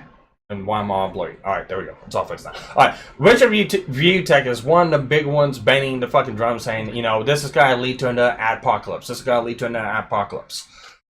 It's only gonna. If you're afraid it's going to lead to another apocalypse, why in the fuck are you still making videos on it? Yeah, that's the problem. You could probably avoid it. It's like inflation. If you stop printing the fucking money, it will stop. Yeah. Yeah. So if he's that worried, if he's that worried about it, shut up. Yeah, no, and this is the problem. I mean, I'm done with talking about this. They're all bad. We've got bad eggs here. It's done. There's nothing that we can do about it. Move on. I've taken the L. I've moved on, or at least trying to move on. You're taking the L. But you got some dumbass keeps pulling you back in. Yeah, there's some dumbass. He kind of reminds me of a rejected Mega Man character every now and then. Decides to pull me back in, and I'm Sparky, like, why aren't you wearing your headdress? You're talking about Quantum TV. Why aren't you wearing your headdress, by the way? I thought we 'Cause agreed this was supposed I to don't happen. have one yet. See, again, all you had to do is put a fucking band around your white cowboy hat, stick a couple of eagle feathers in it, and you're good. Turkey feathers would have done. Yeah, it's fine. It would be great. Perfect. Couple of cruel feathers, something. Just use a couple of feathers. You'll be fine. That's what the new age Indians do nowadays. So we got the backwards hat and the unlooking Native American and oh god, the unkept beard. Yeah. I mean, yeah, of course. Jesus, you're the worst Native American ever. No, Well, he's actually pretty up there. I mean, I've seen a few that are unkempt. So usually they're hanging out in an alley, but in his case, he's at home. Not even in a teepee. Whoa. Sorry. Okay, I went a little too It'd be far. nice if he had one, but I don't think he knows how to put one up. That's sad. I know how to. You know what's really sad too? Right. Actman, when he started, was all like cancel culture bad and shit, and now Yeah, I know. Totally No, backpedaled. this is something again. I'm gonna run right over you. This is something that I love about this cancer culture and anti-cancer culture generation that we're looking at now on the YouTube space. Both of them are equally as bad. Yeah, they on one side says, "Well, we can't do this because it leads to other shit and shenanigans, and it makes it bad for the platform and all that kind of stuff." And the other side goes, "No, it doesn't. Let's just keep doing it." And Let's burn this shit down. yeah, pretty much. It's like, fuck me, guys. Just let this fucker go. It's done. Move on. All this was about was an Elden Ring thing, and that was it. Elden Ring sucks. There you go. It does. I mean, some people like it. Don't get me wrong. I don't. My opinion middle sucks. ground. It's a decent game if you're a Souls person. If you're not into the Souls basic games, then it's not a game for you. I have a ton of just mechanic reasons why I don't like the game. There's a large host of reasons. Oh, but yeah. the real reason comes down to the fact I don't touch kids, so therefore I don't like it. So are we talking about Quantum and Actman now again, or? No, we were just talking about No, Elden we're Ring talking about any how Elden Ring players that are out there. They like to touch kids. Yeah, there's only two types of people that play Elden Ring. So then we are talking about Actman and Quantum TV. No, there's only No. there's only types of people that play Elden Ring, okay? 12-year-olds and the people that fuck 12-year-olds. Okay, that's it.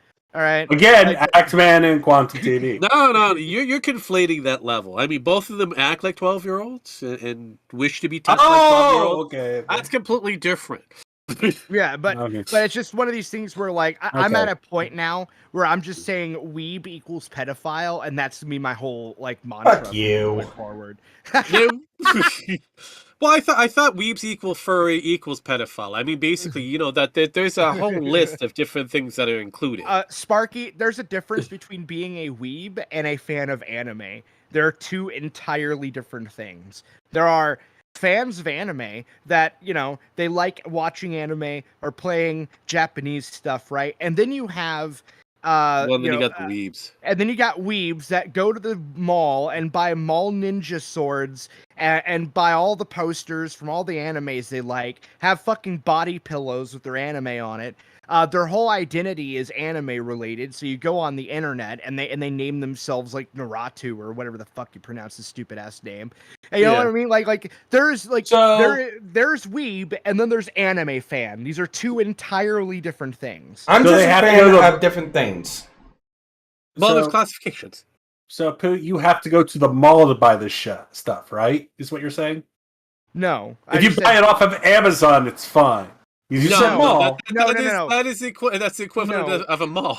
No, I said. I'm not going to a mall though. I said I'm just mall ordering. ninja. I said mall ninja shit. What I was referring to was like samurai swords from the mall. All right, like just mall ninja shit. There's actually, if you go and Google mall ninja, you'll see exactly what I'm talking about. No, it is. I mean, hell, that guy that's all about swords and that.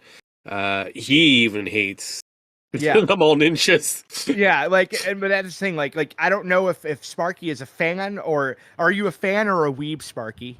I think he's more of a fan than a weeb. All right, tell me.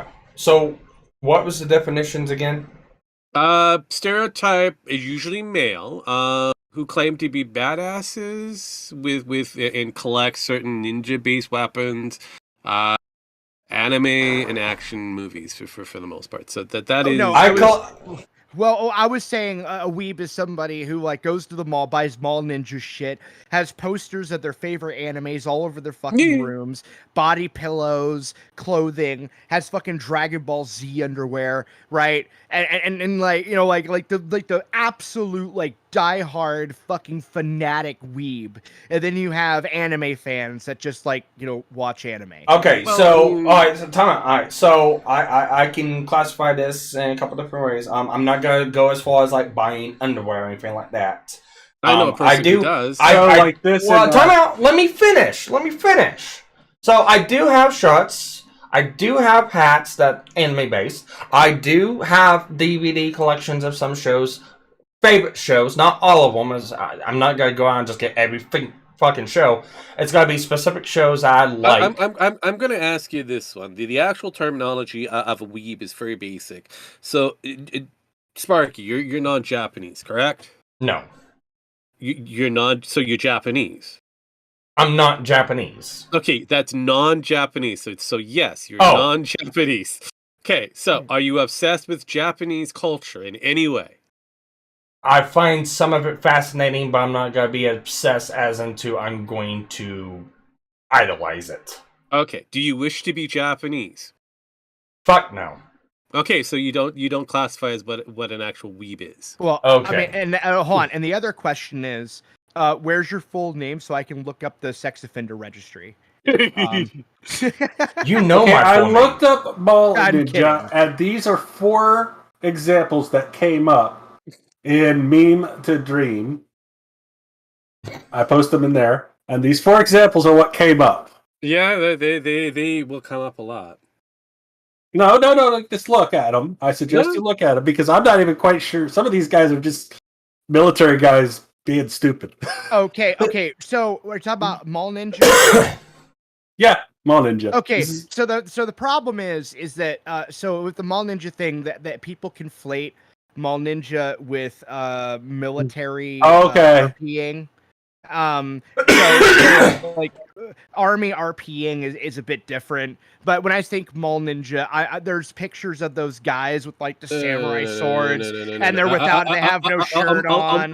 I'll make your lives a lot easier. I am on a completely different. I mean, I've just Googled it. I've got images up ready to go.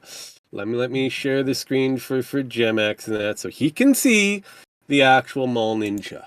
Well, that's the thing. This is what came up when I hear because I'm in America. So no. I get it, but we get to see this a little bit differently. So mall ninja starts off with this lovely guy here that I have that looks like he's carrying multiple different swords and looks like he's an anime character. Now, if I go further down, I see that stuff. Yeah, that's the problem. See, you see where option 3 is a mall cop with a giant gun. Yeah. Well, that's a mall cop. Mall cops are different than an autistic individual wearing a top hat with a guitar that looks like very very weebish. So anything with swords, not guns. Got it. All right, yes. Depending on like Halloween or for special events and stuff like that, I'll probably do stuff like that. I do have full costume of fucking Alucard. I do have a full costume of Alucard and stuff like that. But it's not one of those. It's not one of those, I'm just gonna go out and do it. It's gonna be for, like, an event or something.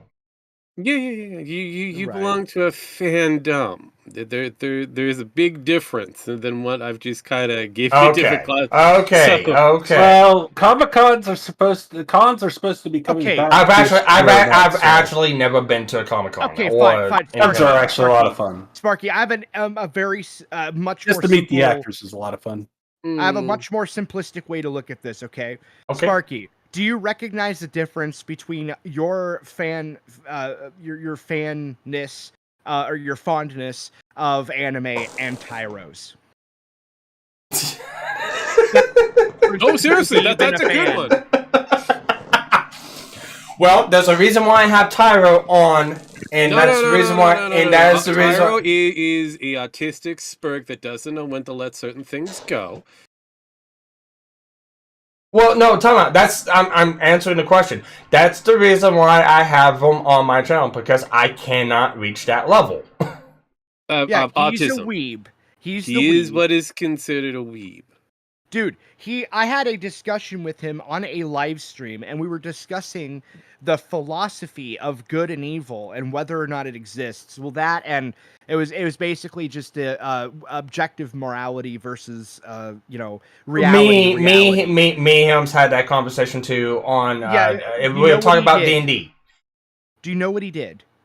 Basically, he said that your argument was invalid and went about something different. No, actually, worse. I would have rather he did that. What he did was he used for him defining his own moral compasses, used anime episodes. He went so hard on the paint with anime references to justify his view that morality is objective that he scared off another weeb that I know personally who owns a fucking Dragon Ball Z body pillow. I can believe it.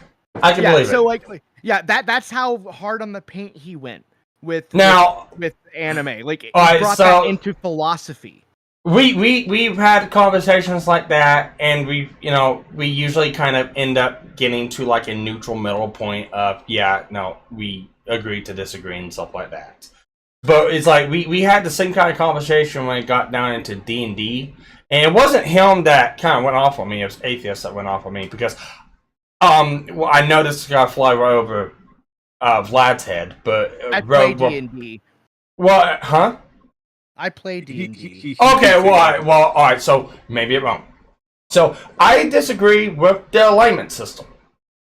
I don't like the alignment system in D&D. Oh God. Okay, you got to be very specific here. Okay, so all right, so.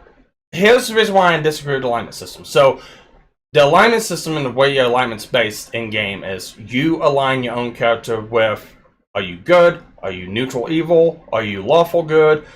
Are you chaotic neutral? Well, you yourself... Hold on. Are we talking about the current version or the one in the past? Because the one in the past was kind of already structured for you.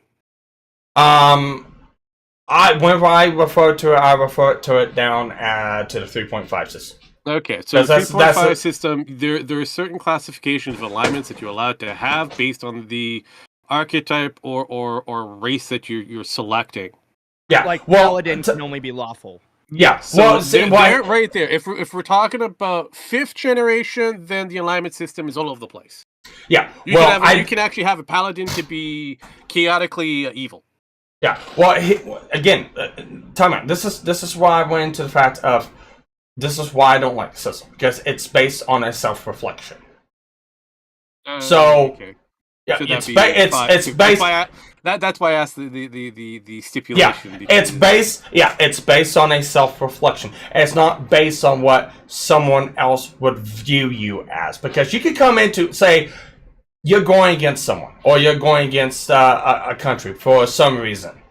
Well, if you're going against someone in that country, there's probably got to be people in that country that's going to look at you as very evil. I agree. Okay, so I agree with you actually. So basically, I didn't know what you meant, but I have actually a similar complaint. Actually goes a little bit further than that. But yeah, you're not complaining about the system itself. No, You're complaining about the foundation of the system Yes. at its core. Yeah, and- which I agree with, and it has one other added problem that tacks on to that, and that is that nobody plays their alignment ever. Like, Yeah. like you get this guy that, but I'm chaotic evil, cool, which is basically just him saying I'm chaotic neutral, or actually it's the other way around. They play chaotic neutral, like I'm chaotic neutral. That means I can do all the evil things I want and sometimes do a good thing, and therefore I'm neutral chaotically. Like, you know, so yeah, the problem with it, yeah, I agree. Like, I think that what should be done, which is what they did in older D&D, is impose the alignment onto the class or onto the class you're playing as, Yeah. by force. Yeah. And like that way you don't get to choose. Like, yeah, And that's and hang on. The whole idea of the alignment was a categorization of ethics and moral perspectives for that particular race or that class. So that was the reason of why we had it. So even though you were an orc, you were always going to be stuck as being some degree of evil. Because that was your perspective as you were growing up in that world. Yeah. Now, if you change, you were no longer considered a true orc. You were something completely different. Yeah. And the whole thing stemmed from it was a conversation me and Atheist were having, and she was talking about a campaign she had and what they were doing and how it was, and then the question said, yeah, my character is lawful good, and I went in and we raided a kingdom and we got rid of a evil king that attacked our nation and we liberated the people. So, and what do you think? You think I did the right thing? And it's like, well, I don't. Do you say that you are lawful good? It's like, yeah, I'm lawful good. Okay, what about the kingdom that you raided? What did they look at you as? Well, I'm lawful good, so it doesn't matter. It's like, actually, that's why I have an issue with the alignment system. It's like, well, you're basing that on reputation. It's like, yeah, I think reputation and the alignment system should be a mixed thing. I mean, like, the reputation would be nice. Now, the problem with the reputation system and the why that's actually kind of difficult is because then it creates, like, a more meta discussion on what exactly is the ethics of that kingdom, right? So, like, for example, if you raided ancient Sparta, or a city based on ancient Sparta, they would be like, okay, well, the strong came victorious and they would worship you, right? So it would be technical, but here's the question: would that still be lawful good? I mean, not really. Is it good that they believe that? But if it's lawful good in their opinion, is it like, does that make it good? Like, so there's a whole bunch of like, yeah, you're right. Like a bunch of like weird meta. If we take the actual stipulation of lawful to chaotic evil, you have different classifications that exist in in even theatrical events. For example, Superman is considered lawfully good. He does certain things under a more of an American skew of things, but he is righteous by the decisions that he makes. He's doing things by a certain code of honor that he has to oblige by. Tries not to go beyond a certain point, so he's keeping a certain degree of restraint. So technically, her going in to raid a place, Superman would not do. Yeah. And again, and my whole thing was I wasn't wanting to get into like an argument about the whole thing. I just simply said that the system is just a little too simple in my book. And I feel like it was a bit more complicated back in the day, where you actually had to, rationalize and figure out exactly where about the level of that kingdom is. Yeah, because that's what it came down to the question I was asked. It's like, yeah, my character's lawful good. What do you think? And it's like, well, I can't really say that because the alignment system is a self-representation of what you think you are with your character, how you play by. Now, hold on. Now, I have a statement that I do want to say about it. That in the opposing point of view, I think that is a perfect representation of individuals. Yes. Because, like, so in other words, like, although it is, like, you know, in an objective sense, like, kind of stupid because reputation is definitely an influence on morality. On the other side of the coin, though, every human, like, because, you know, in real life, how they view their own nature and their own morality is basically, well, exists regardless of reputation, right? For example, Actman, to bring it back for a minute, I guarantee you 100% he considers himself lawful good, right? Yes. Okay. You know, Yes. so like, and so like the thing is here is like, is he really? Well, I would probably call not. him retarded evil. Right, there you go. But the point But is, though, it's like, still, so is Quantum. but I would probably in put both of them. D&D. Well, hang on. If I was going to put them in an area of D&D type classifications, chaotically neutral. I would say chaotically retarded, but Same thing. There You're hitting the nail on the head there, because okay, what would be the point of the fucking alignment system? Because everyone will think that they're doing the right thing. Or even if they're doing the wrong thing intentionally, they still think it's the right thing per their and this is the reason why I disagree with the alignment system, because everyone, if that was the case, everyone would think that they're doing the right thing. But it should be a perspective of how humans work, though.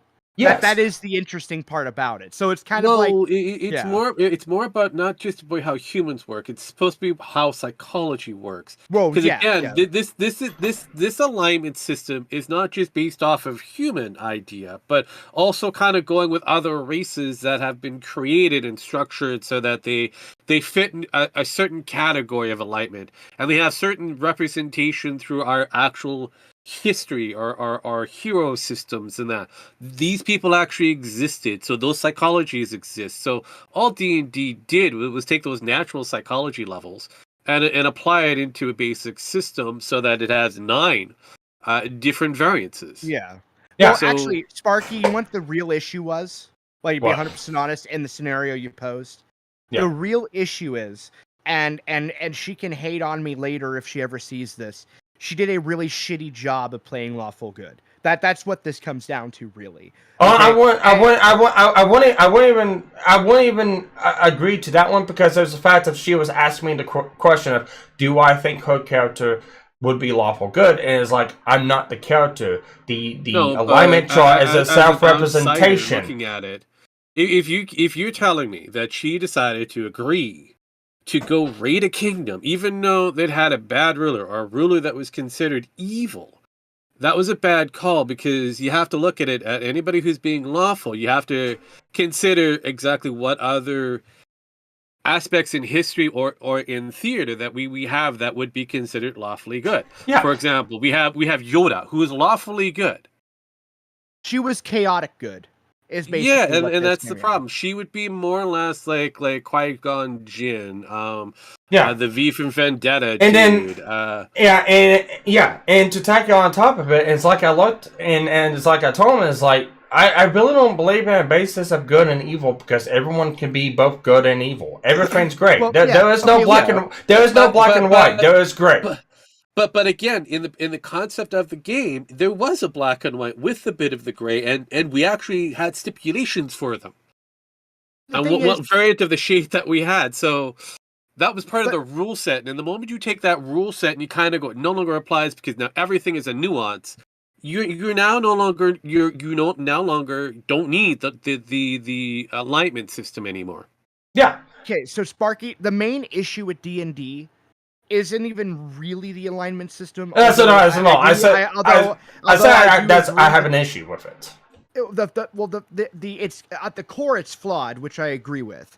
But the main issue is that very few people actually understand how to RP using the alignment system, and that is the problem, right? So and that woman or atheist that you were talking about, she is a good example of somebody that does not know how to utilize the alignment system per their character, because the point of D&D, by the way, Sparky, is not to play as you. It's to play as a specific character. Yeah. And a lot of people completely miss that part. You're not supposed to play yourself and what you would do. You're supposed to play what character you generated, and utilizing the alignment to inform you on how that character should act. She didn't do that properly. What she did was she was like, "Oh, lawful good sounds cool." And then that entitles me to do this really bad Now, shit. I'm not. And then and she did it wrong. I would have to ask. I would have to ask. How was Don't- the hang on for the actual campaign for her character, being supposed to be lawfully good? How was it presented to her in a discussion? Because that's a big factor there. Well, she's a lot of supposed them. to be hang on. Her character, the way how she's supposed to go forward with the portrayal of it, she's got to be obsessively selfish or selflessness.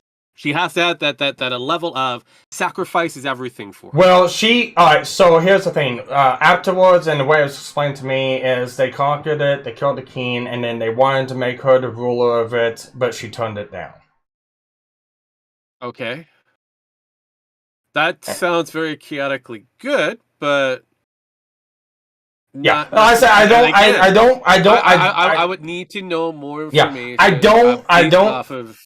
I don't remember the entire story, but I'm going down to the fact of I've had a discussion with both Atheist and Tyro with this whole thing, and it's kind of going back to what Vlad was saying earlier about his conversation with Tyro, because afterwards I got told my view on the alignment system is messed up. It should not be allowed, and my take on good and evil was just as bad, if not worse, than Vlad's. What the fuck? Dragon Ball. First off, okay. I thought I was doing this right now.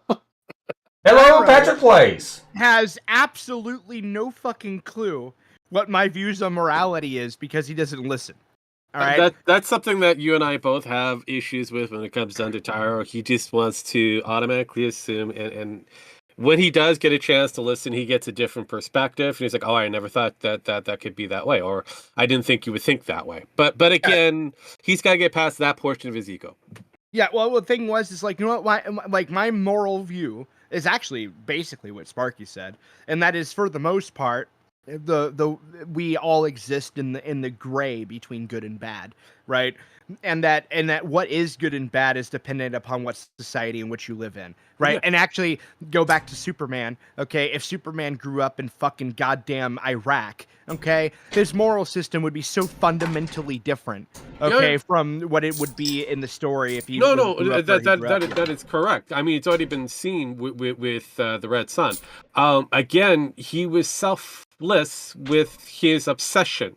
The deal is he's sprinting into the fire because there's somebody who's in distress, so he's going out of his way to save the day. He saves the cheerleader. That's what he's supposed to do. He doesn't go beyond that. He's the typical Boy Scout. You know, take the grandma across the street. He is the brainless wonder. He doesn't think. He just acts, and it's selflessness all the way through. He's obsessed with it. And somebody like, let's say, we have to go into a good one. I don't know if you're a Doctor Who fan or whatever, or even know of Doctor Who, but Darth Vader is lawfully evil. Yep. Pretty simple. But again, he's a bad guy for a sense of reason. You could argue that the Emperor is also lawfully evil, or was, and then became chaotic. Yes, very chaotic. Yeah. So there was, so you could see a transition with that character. Now, if D&D allowed you to transition your character properly within the scopes of what especially the current version of it, with the scopes that they've had from the previous belief and the way how they describe their alignments, then they wouldn't have to deal with the factor that people are now questioning or playing characters in a weird, chaotic fashion. Yeah, but I will say, Sparky, I want to say though, actually, Sparky is correct that DMs, even if it doesn't exist in the rules, maybe a DM should incorporate a reputation system. I don't think that'd be a terrible idea.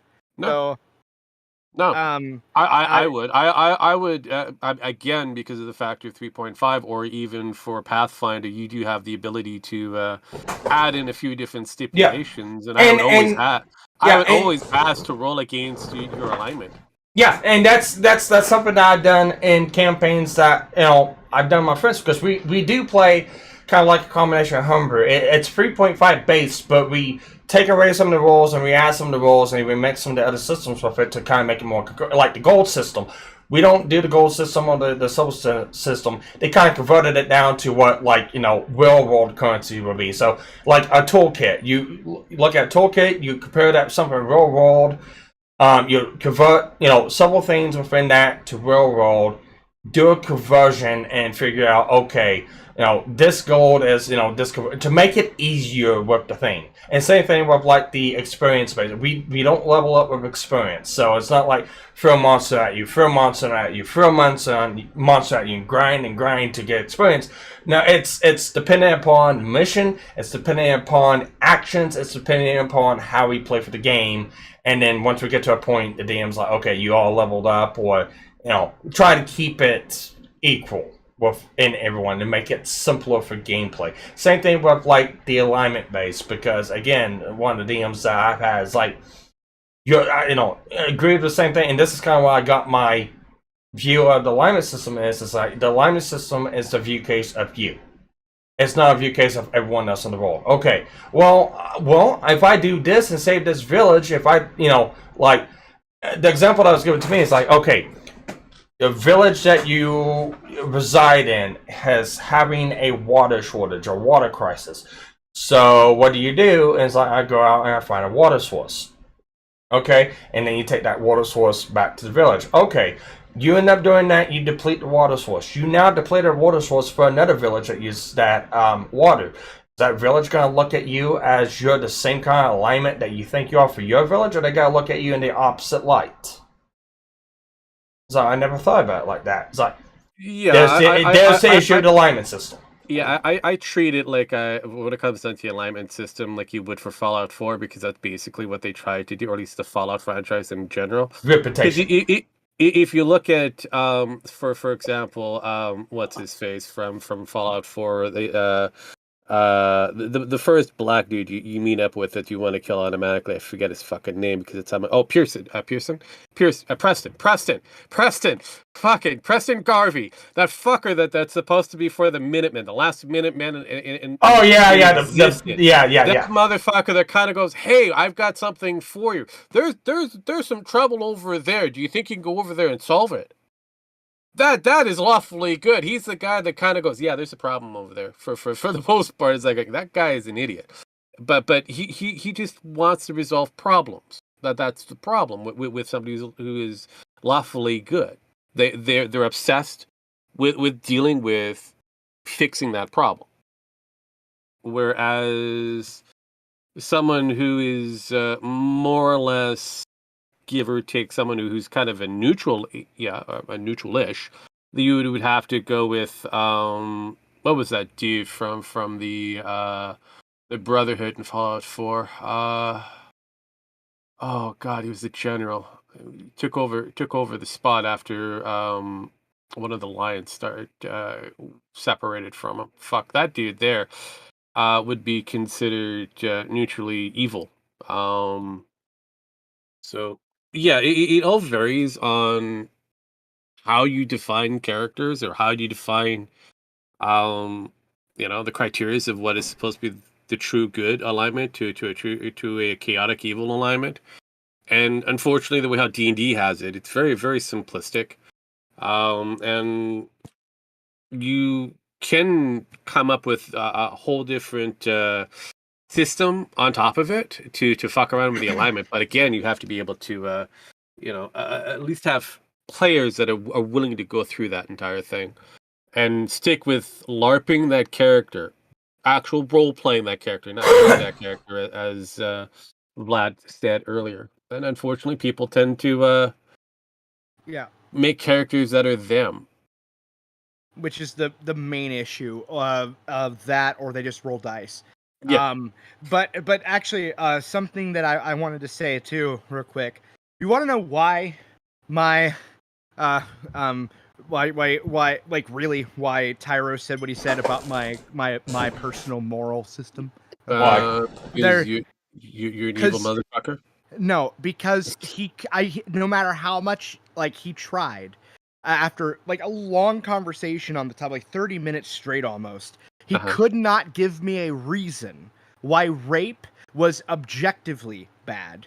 He gave me we clarified that it was bad for the individual being raped, that it's ultimately bad for the individual doing the raping, because ultimately, although there's short-term benefit, in the long term they just go to prison, or worse. And we explained why it was bad for society, but which are all true. But he could not give me any definition, or not definition, but any reason why it is objectively bad without invoking some kind of supernatural being into the discussion. And that was the fundamental issue. That is a big one there, because they're trying to go with the whole, especially if they're aligned with either Judaism, Christianity, or Muslim. There's some Chinese ancient religion that's dead and nobody cares still, about. yeah. There is always going to be that level of God, essence of God, or some form of morality created by God. And unfortunately, morality is kind of subjective, and it's based off of whereabouts you were raised. So that was my fundamental point. Yeah. And the thing is that like, because I was trying to say, like, well, first off, it started off with us defining what objective means, and we had to agree on that. That was its own discussion. But I something good. You need something good. Define the terms before you get into the argument. Right, yeah. And the definition of objective was pretty simple, right? Like, my definition was essentially like anything that doesn't rely upon intuition, thoughts, or feelings to exist. Yep. So like the sun is always there regardless of whether or not I can see it or believe it's there, or anything like that, right? And so like in other words, whenever you say rape is bad, you can just continue muting yourself. Right? Yeah, but whenever you say rape is objectively bad, you have to prove that rape is bad regardless of belief, regardless of whether or not I believe, or that somebody believes it's there, and regardless of whether or not it happens, and blah blah blah. Right? You can't do that. It's impossible. You can't do that with murder. You can't do that with anything. And so he was arguing that, like, well, that's fucked up. That he said that it's fucked up that you view something as not objective, meaning not important. And that's when I said it's not true. Like, I never said that.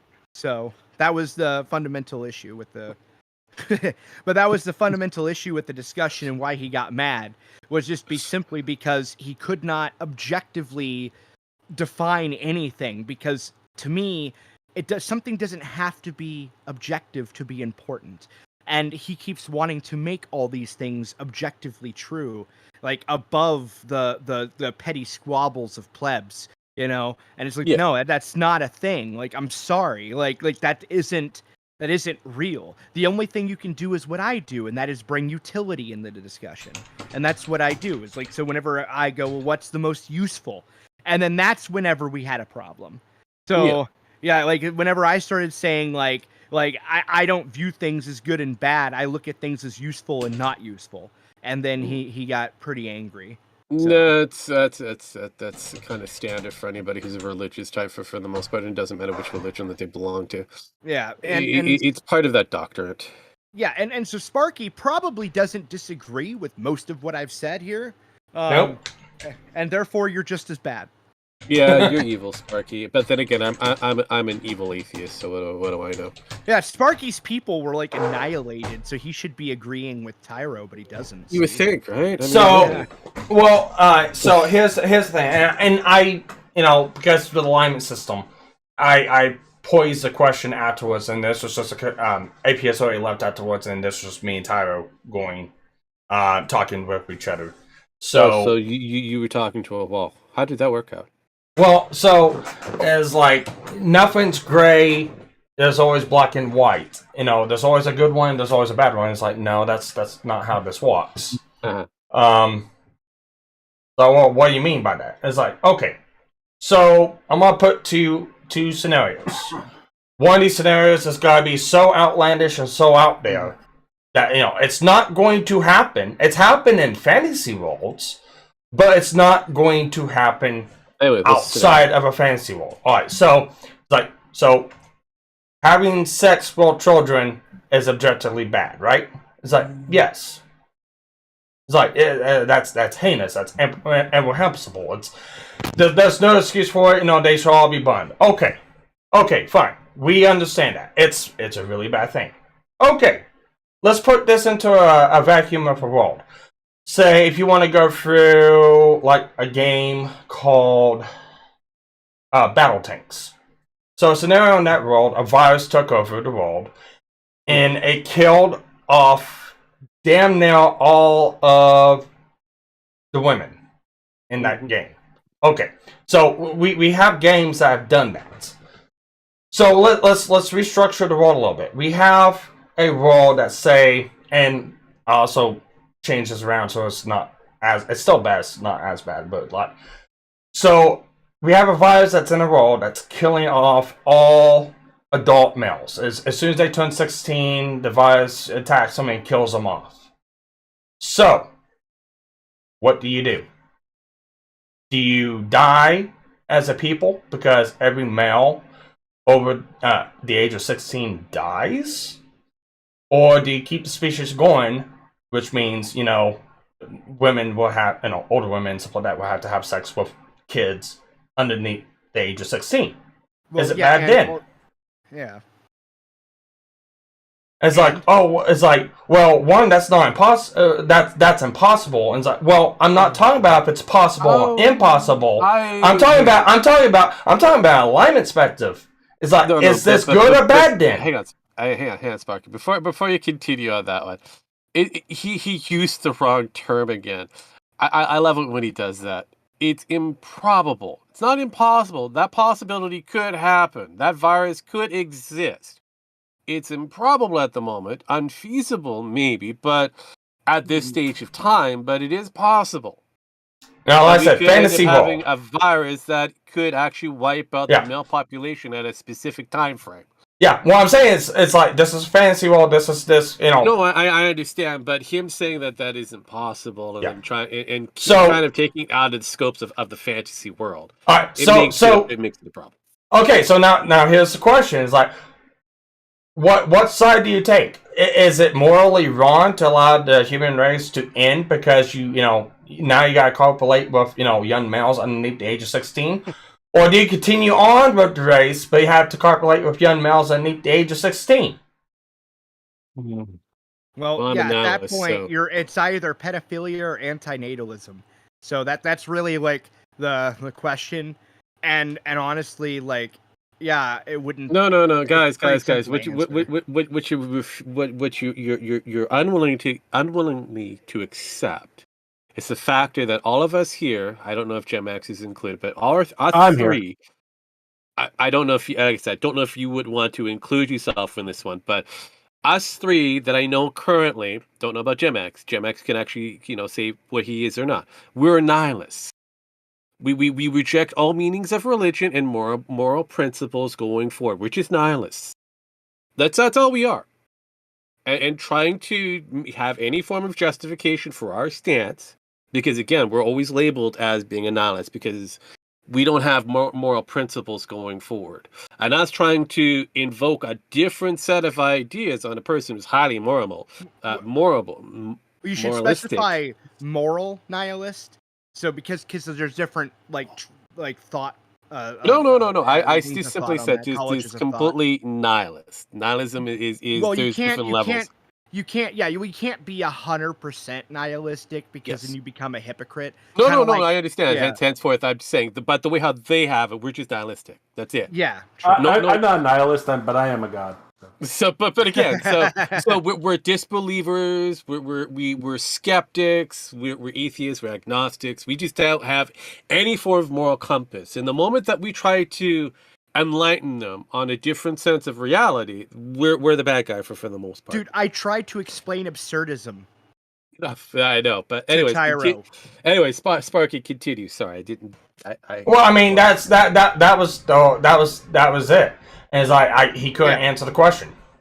Of course, he couldn't answer the question because it's a moral compass change, and that's the problem with believers in general. And it doesn't matter what level of belief that they have. A believer has this idea that they're the only ones that have the moral compass and the moral principle. Here's the thing. Yes, women would have sex with 16-year-olds because teachers do it all the time. Yes. Female teachers do it all the time and get away with it. So Okay. Well, then you can also change up the dynamic. What if it's swapped around? Yeah, right, exactly. That's what I thought you were going with it, but yeah, but I did it that way because we think about it morally. It seems like it's better than the other way around. I know, which is weird. Hang on, but... this is something that I've already had a discussion with Nemo not that long ago when it came down to this particular thing. Unfortunately, when it comes down to that level of principles, most men, and again, a large majority of men, would just rather die off if they had to screw somebody who is under a certain age. There's a small percentage of men that would actually be all for it, but the majority of men were like, nah, that's just too creepy. Yeah, but it's meant to be a trick question. It's meant to be. You want to debate it? Yeah. I love. Let's do Oh this. boy, you go ahead. I think the majority of people, when confronted with death, will change their morality in a heartbeat. I think the Muslim culture will survive. I'll just put it that way. Yeah, they would. It's a small percentage of them that will go out of the way to actually, date somebody that is considered a child. Muhammad did it. Why I not? know, he did it multiple times. Well, and he created and an that entire was religion based off of yeah. it. And that right there, that was the whole point of orchestrating and creating that whole question, because there is no right answer and there is no wrong answer. There is just gray down the middle. Yeah. I mean, but the thing is, it's like, look, if I put a gun to anybody's head, perfectly fine. Okay, their morality will change in a heartbeat. Which, in your example, Sparky, is effectively putting a gun to the heads of every man on the planet, right?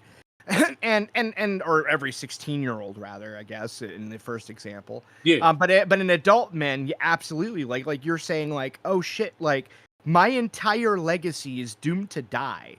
Because and everything I am is going to go away forever if I don't do this. You know what I mean? And so that's kind of one of those things where I think the majority of people, no matter how strongly principled they believe they are only that way because they live in this fantasy realm of its own, which is that, oh yeah, my morality, man, it actually like means something. And then the moment you make it reality that it means nothing, they will either actually do partially what Rogue said, which is die of just the depression of realizing everything they believed was nothing, or I think most will succumb and horniness will win out. Well, actually, Tyro afterwards, and he did think about it, because at first he didn't have a question, and he finally came up with, well, I mean, the answer is very obvious. You want to find a cure. It's like, okay, you can't find a cure. I mean, yeah, how are you going to find a cure in time? Yeah, that's insane. And that's another thing. I mean, when you look at the actual statistics, the data that we have, the stats, the deeds, and again, that information kind of flowers back and forth depending on whose arbitrary system that you want to use, like John Money's or whoever. The problem is we have a small group of individuals, both male and female perspective, that think in that level. As for the mass majority, which is pretty high, I'm going to say somewhere close to 99.9% of those people will have to readjust what is considered morally right or what is considered right or wrong. Now, the religious types, they're, like I said before, they're always under this fundamental idea that they have the right answer because of an invisible person telling them what that right answer is. Yeah. All they had to do is read a book. All the rights and wrong is in this book. So you just have to follow these principles, and that's another issue when it comes down to it. So you have to also take in consideration how many people in that particular scenario are highly religious. I mean, actually, I want to point out something too that I don't know if Sparky pointed this out to Tyro, but you don't have to say you can't find a cure. All you have to say is, "Good job, Tyro. You just killed hundreds of millions of people." Yeah. And on top of that, potentially killed yourself and everyone else, because instead of trying to push forward the existence of mankind, you wasted valuable time trying to find a cure that you would likely never find in time. Not just that's that. what I would say. Well, not just that, but you can also look at and late. I did bring that up. I did bring that up later on. It's like, well, I guess you got to do what you got to do until that time. And it's like, so there is no there is no good or evil. There is no white and black. There's gray. So I still don't agree with that. But I mean, it's an impossible situation. And it's like every situation is like that. Mm-hmm.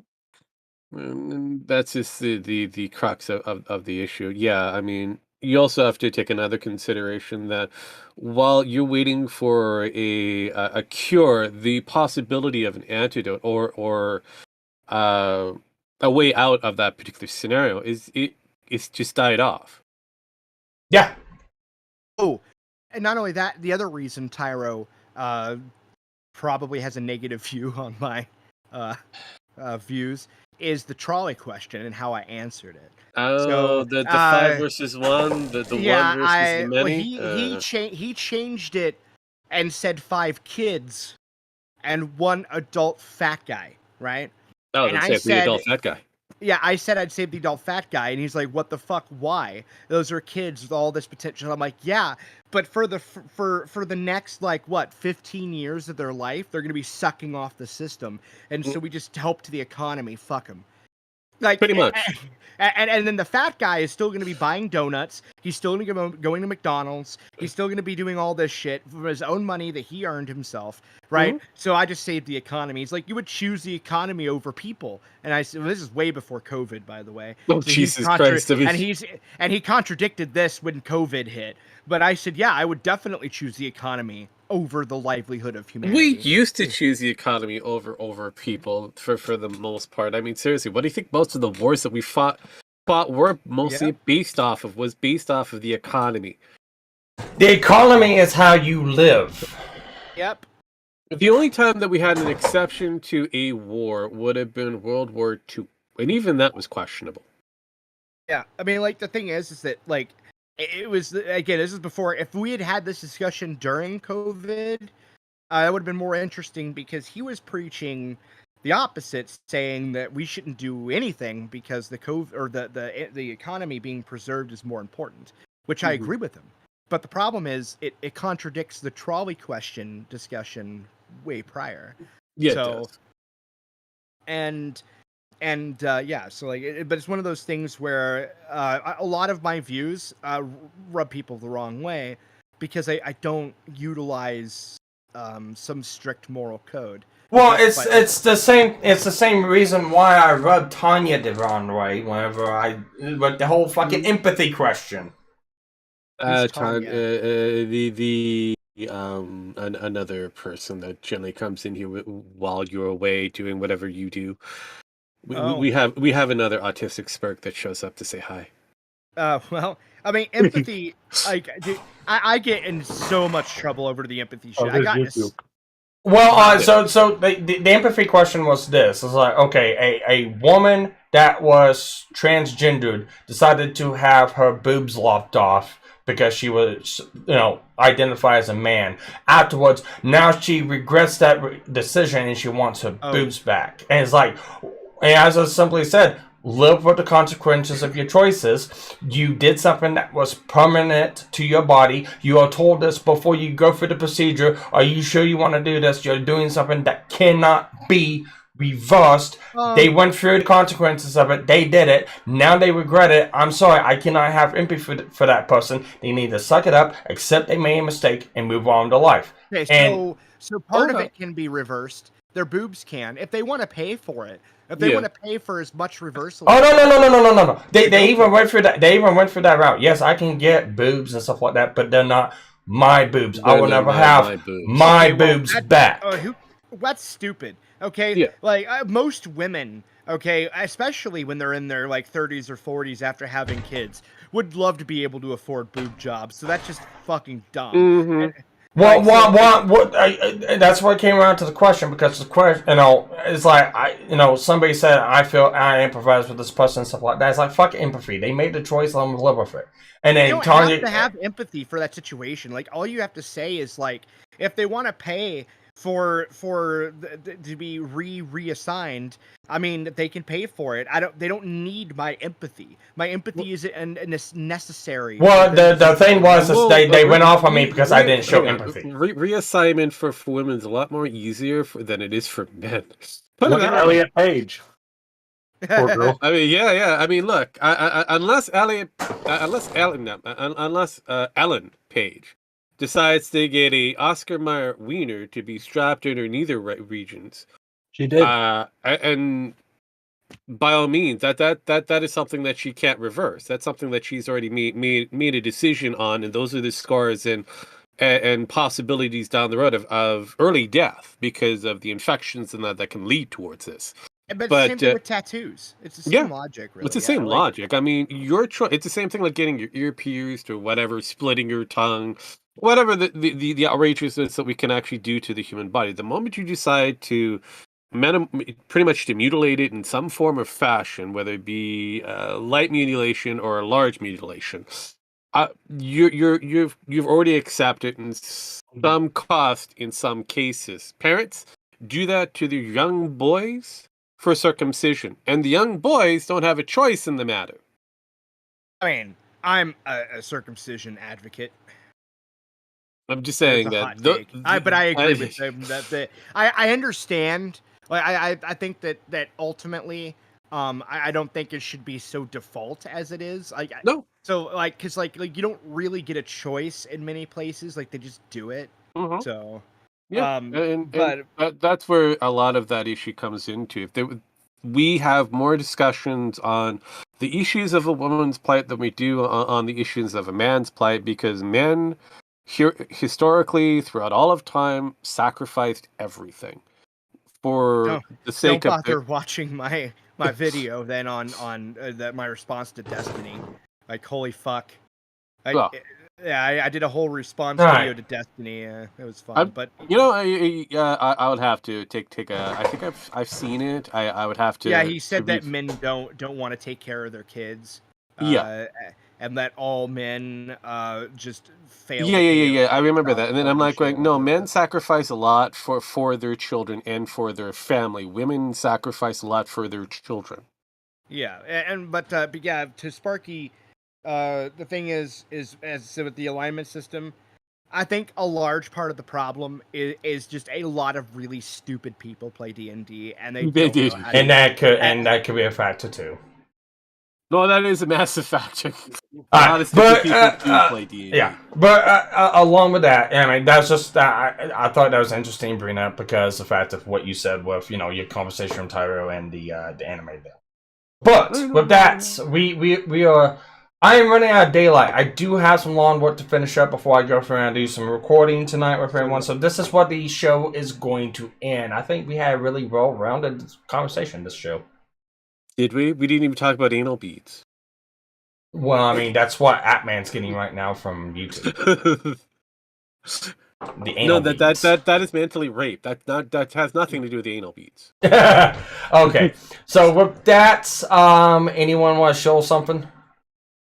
Outside of you might want to spend some quality time and go over to the Gilded Pooh's YouTube and actually look at some of the shit that he has there. It is fascinating. He's more outrageous than Jim. It is interesting that he has that highest level of spurgery that one person can actually be gifted. So yes, I don't want spurg. Yeah, he is definitely he's up there to a point of demanding people to eat his balls. But seriously, honestly, go over there, chit chat with him over there. Look at his shit. He's got some interesting ideas. As for Gemax, I don't know what he wants to say. Nothing. That's He's right. he's probably asleep again. So with course. that, please like. I was gonna shill something. Oh yeah, go ahead. Yeah. Everybody go to the Actman channel on YouTube. I'm kidding. Jesus Video. Christ. don't do that. Go to Quantum TV too, and tell them what pieces of shit they both are. Yeah, there you go. Yeah, definitely. Go to the. I would go with that. Go Sparky's to the Tech Corner respective does channel. not. Sparky's Tech Corner does not condone We're brigading. shilling this. You don't have to condone it. You gave us the floor. Go over there. Tell them that they're pieces of shit and to shut the fuck up and take their Gilded Poo, however, does condone brigading. And Gilded Poo can do that on his own channel. But I'm not the Actman, and I'm not going to pretend I care about the TOS. Yeah. Anyways, as usual, good night, America.